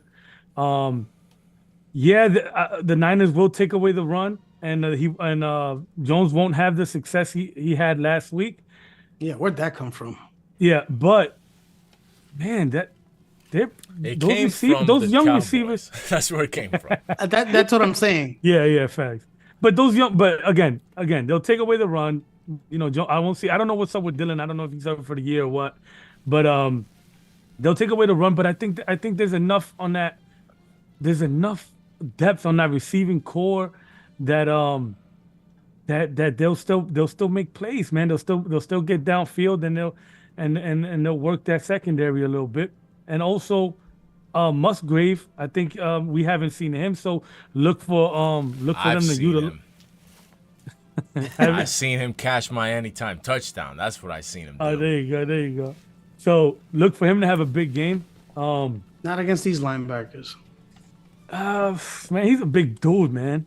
And he's fast. He's pretty fast, pretty agile for a big tight end. Yeah, he does look lumbering. Yeah, he is definitely. But yeah, and as far as the Green Bay defense, I feel like they're fast, man, and they you know they'll jump some routes there, and Purdy try to get that ball out quick, and I think Dallas. I think Green Bay defense will show up also, and they'll keep it close. So give me Green Bay. Wow. All right, a split, and then the second day of the divisional playoff round, Sunday, 3 p.m. We have the red-hot Baker Mayfield and Todd Bowles-led Tampa Bay Buccaneers heading into the domed stadium in Detroit. The outdoor dome. Oh yeah, that's right. We got to figure out how they're going to deal with how they're going to battle the elements in Ford Field. It's a snow globe. It's like a snow globe. They just got to shake it up. Yes. So in Detroit, going up against the knee-biting Lions, fresh off of the ultimate the revenge game of all revenge games. Word life. Yeah, 6.5, huh? You had Tampa. Yeah, and they bust kicked last week, and that didn't happen. But you know what's funny? Early in the season, I liked Detroit, and I picked them a line, and also I did the same with the Bucks. I've picked them a few times, and either whether it was a pro or against them. But I don't have much of a feel for this game, man. So, I mean, is that really Tampa? Like what we saw against Philly, is that really Tampa, or is that similar like to what you were saying about Dallas? Was that just the Eagles and they just came to an end? You know. With that being said, I'm gonna go with what I believe to be the tougher team because I had no read on the fucking Bucks last week, so I'm not gonna sit here and pretend. So I'm gonna go with the team that I believe is tougher, and with the better offensive line, the better run game, and controlling the better controlling the line of scrimmage, whether defense or offense, and that's Detroit. So give me Detroit.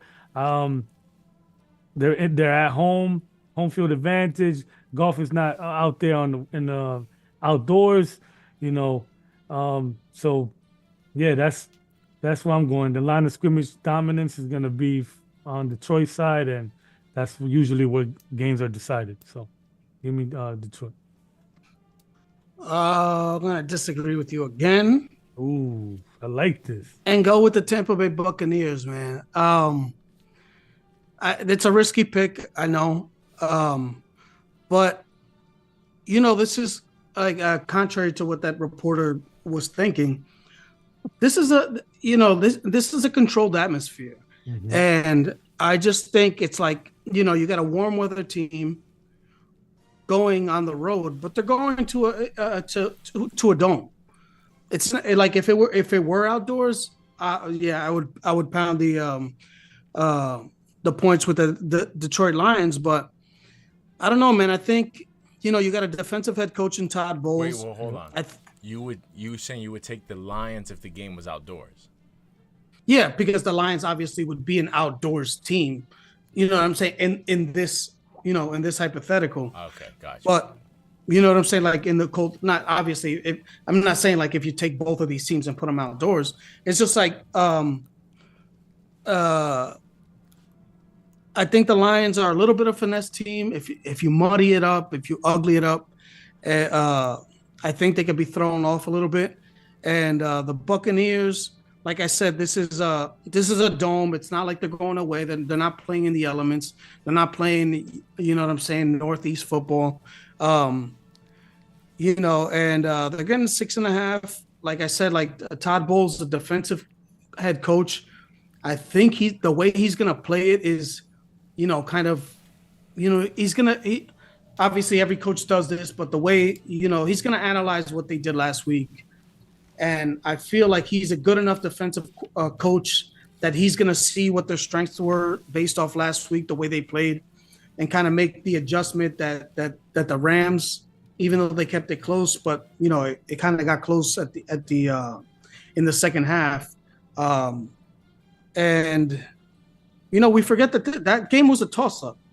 It's not like the Lions, like, even though their offense looked impressive, it's not like they, like, overall, like, they put a whooping on the Rams. So I don't know. I just think, the love affair with Dan Campbell. I know everybody wants them to win and everything. I still think they win. I just don't think it's in the fashion that you would think based off of the victory they're coming off last week. So give me the Tampa Bay Buccaneers to keep it close, but I'm going to get the 6.5 and get that win.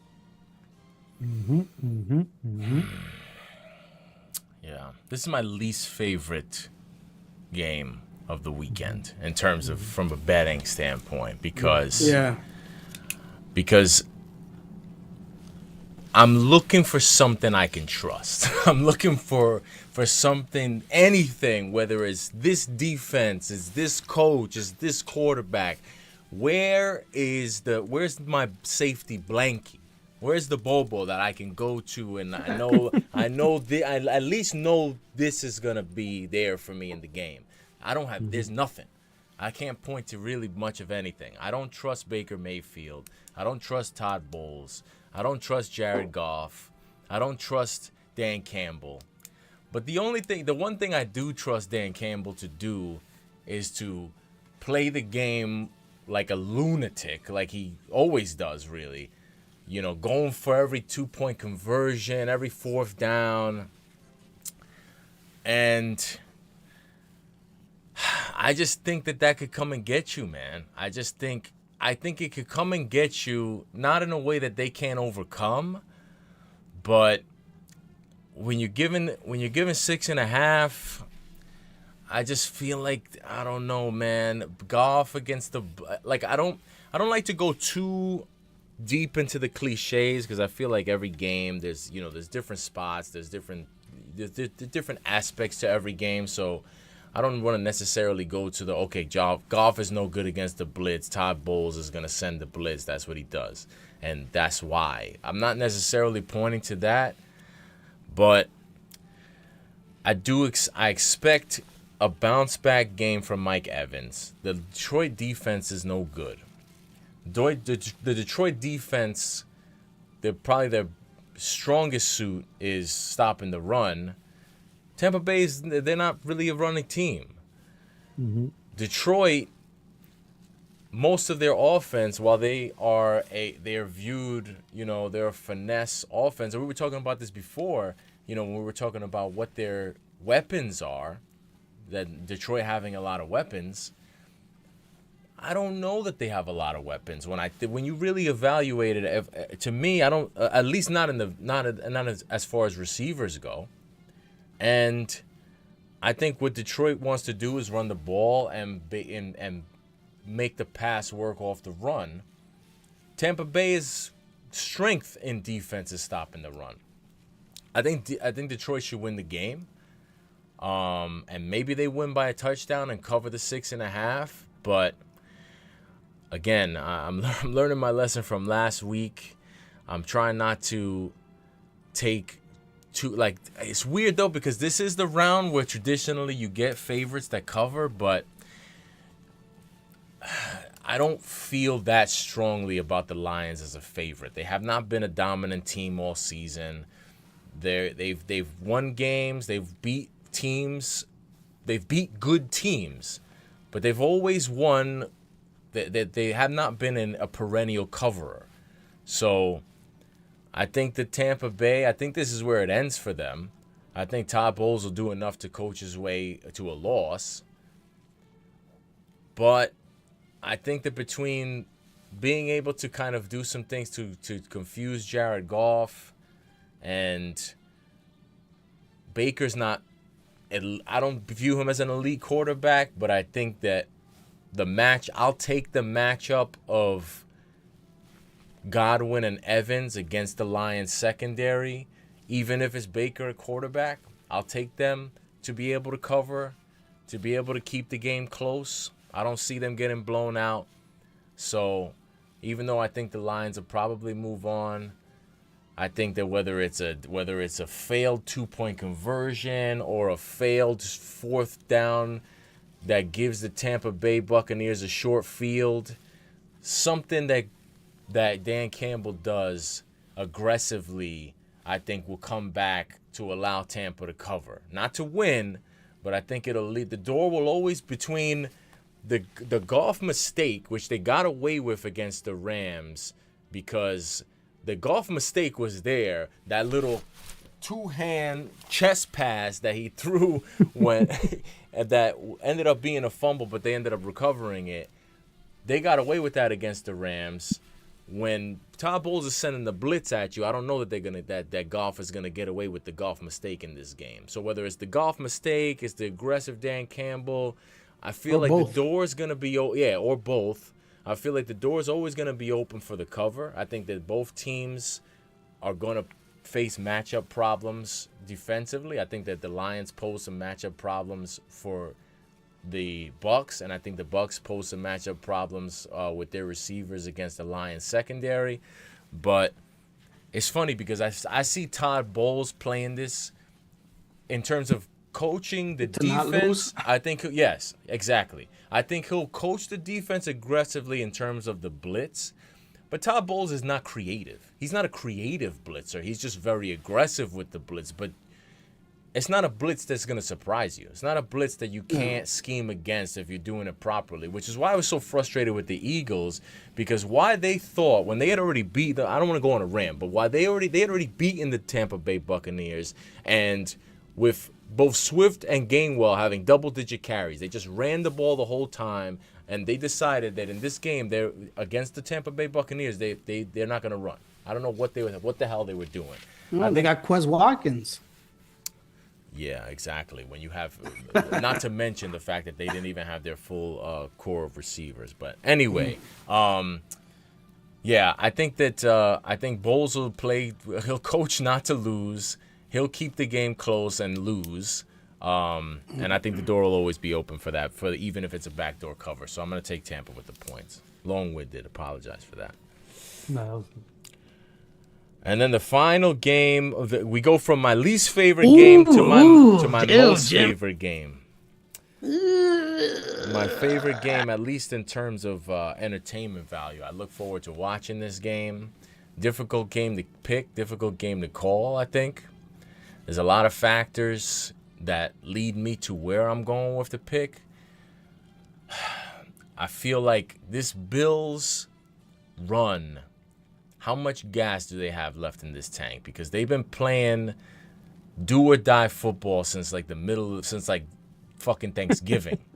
Like, they have been playing must-win games since November. How long can they? At what point are they going to run out of steam? I have to imagine the Bills are going to run out of steam at some point. Kansas City, I've had a policy for a long time that Mahomes as a favorite of less than a field goal, or God forbid a dog, is the spot that I always like to be in. But I don't know if this version of the Chiefs is, I don't know how hungry they are. I do think the Bills are primed to run out of steam. I just don't know that it's in this spot. I think if you were telling me I can get a 3 with Mahomes, I can't pass it up. But at 2.5, I feel like you're basically taking a winner. Yeah, sure. Games, obviously, we saw Lions Rams come within a point. This game could very well come within a point, but I don't know, man. The Chiefs offense still hasn't really figured it out. Obviously they blew out Miami, but again, I feel like that was that said more about where Miami was between dealing with the cold and dealing with all the injuries that they had. I feel like it was more about that than it was about the Chiefs doing damage against them. They kicked 1 million field goals, and I think that the Bills. This is a game they've been waiting for the last couple of years. They have not been able to have the Chiefs at home.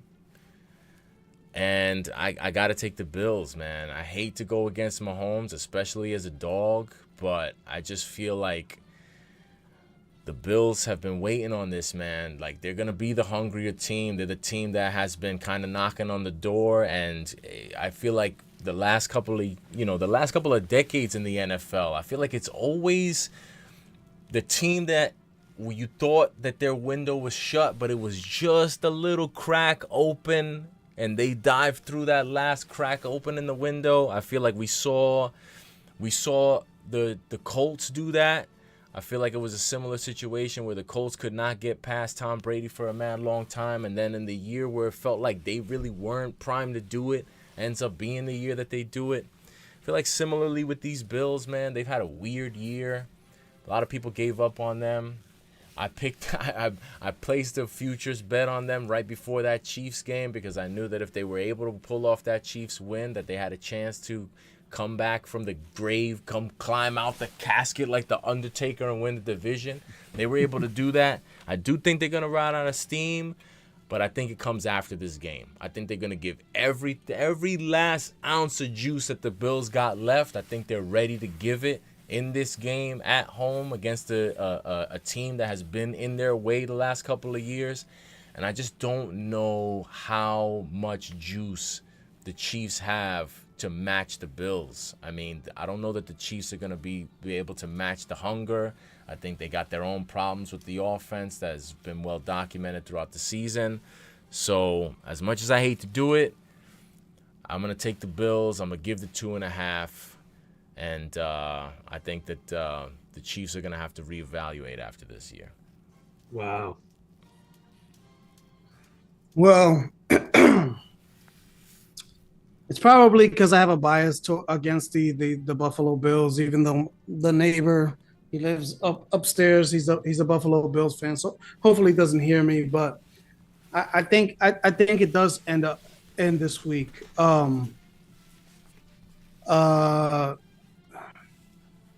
You still got to be. I'm not done on the Kansas City Chiefs.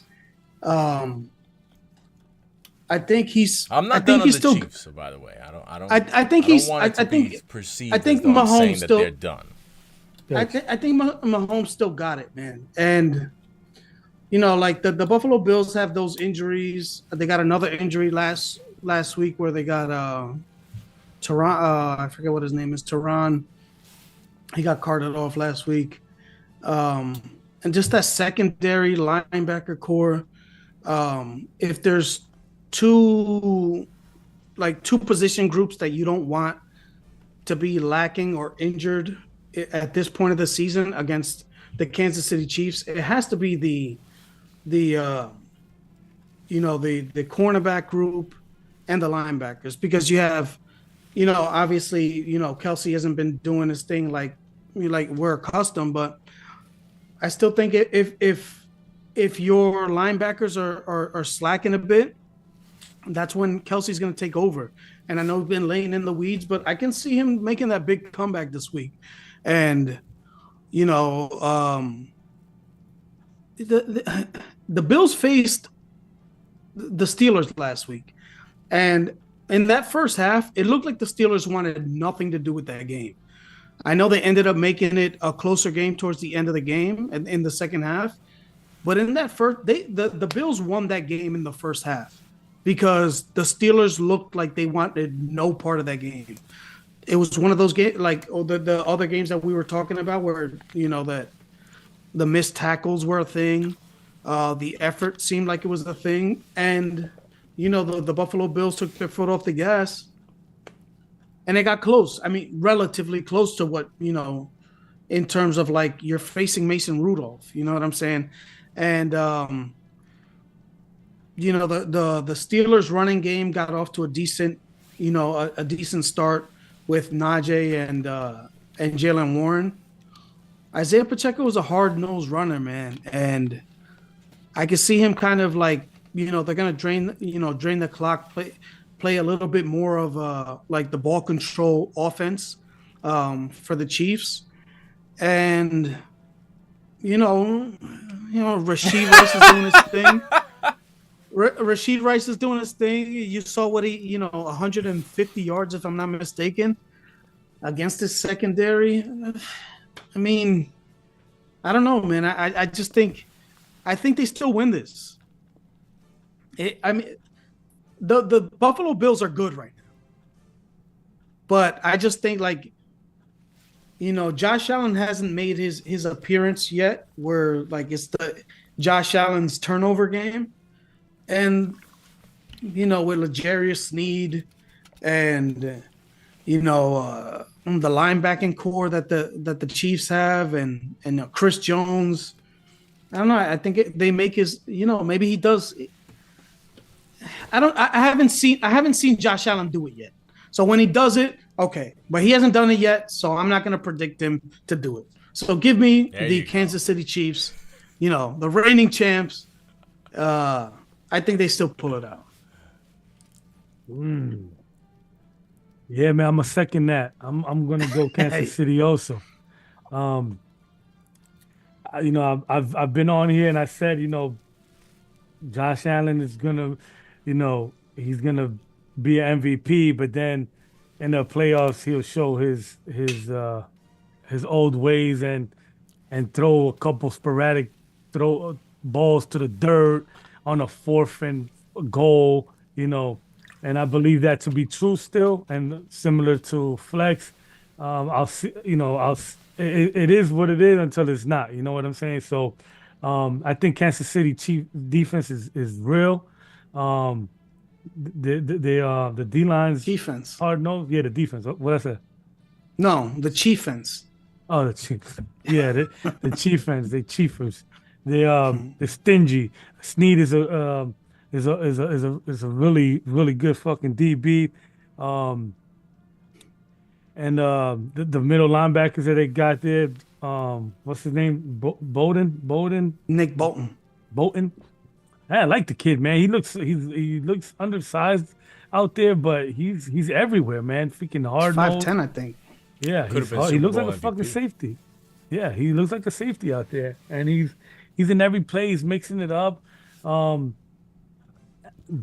something about me wants to cheer for Cook and even Allen, but I just think that it's gonna come down to who wants it more and who's built for it more. And I think the Kansas City Chiefs ultimately right now are just more ready and built for it. And obviously, once again, the better quarterback. Give me the better quarterback, and that'll be Pat Mahomes. So give me that. And look for a resurrection of Valdez in this game. No.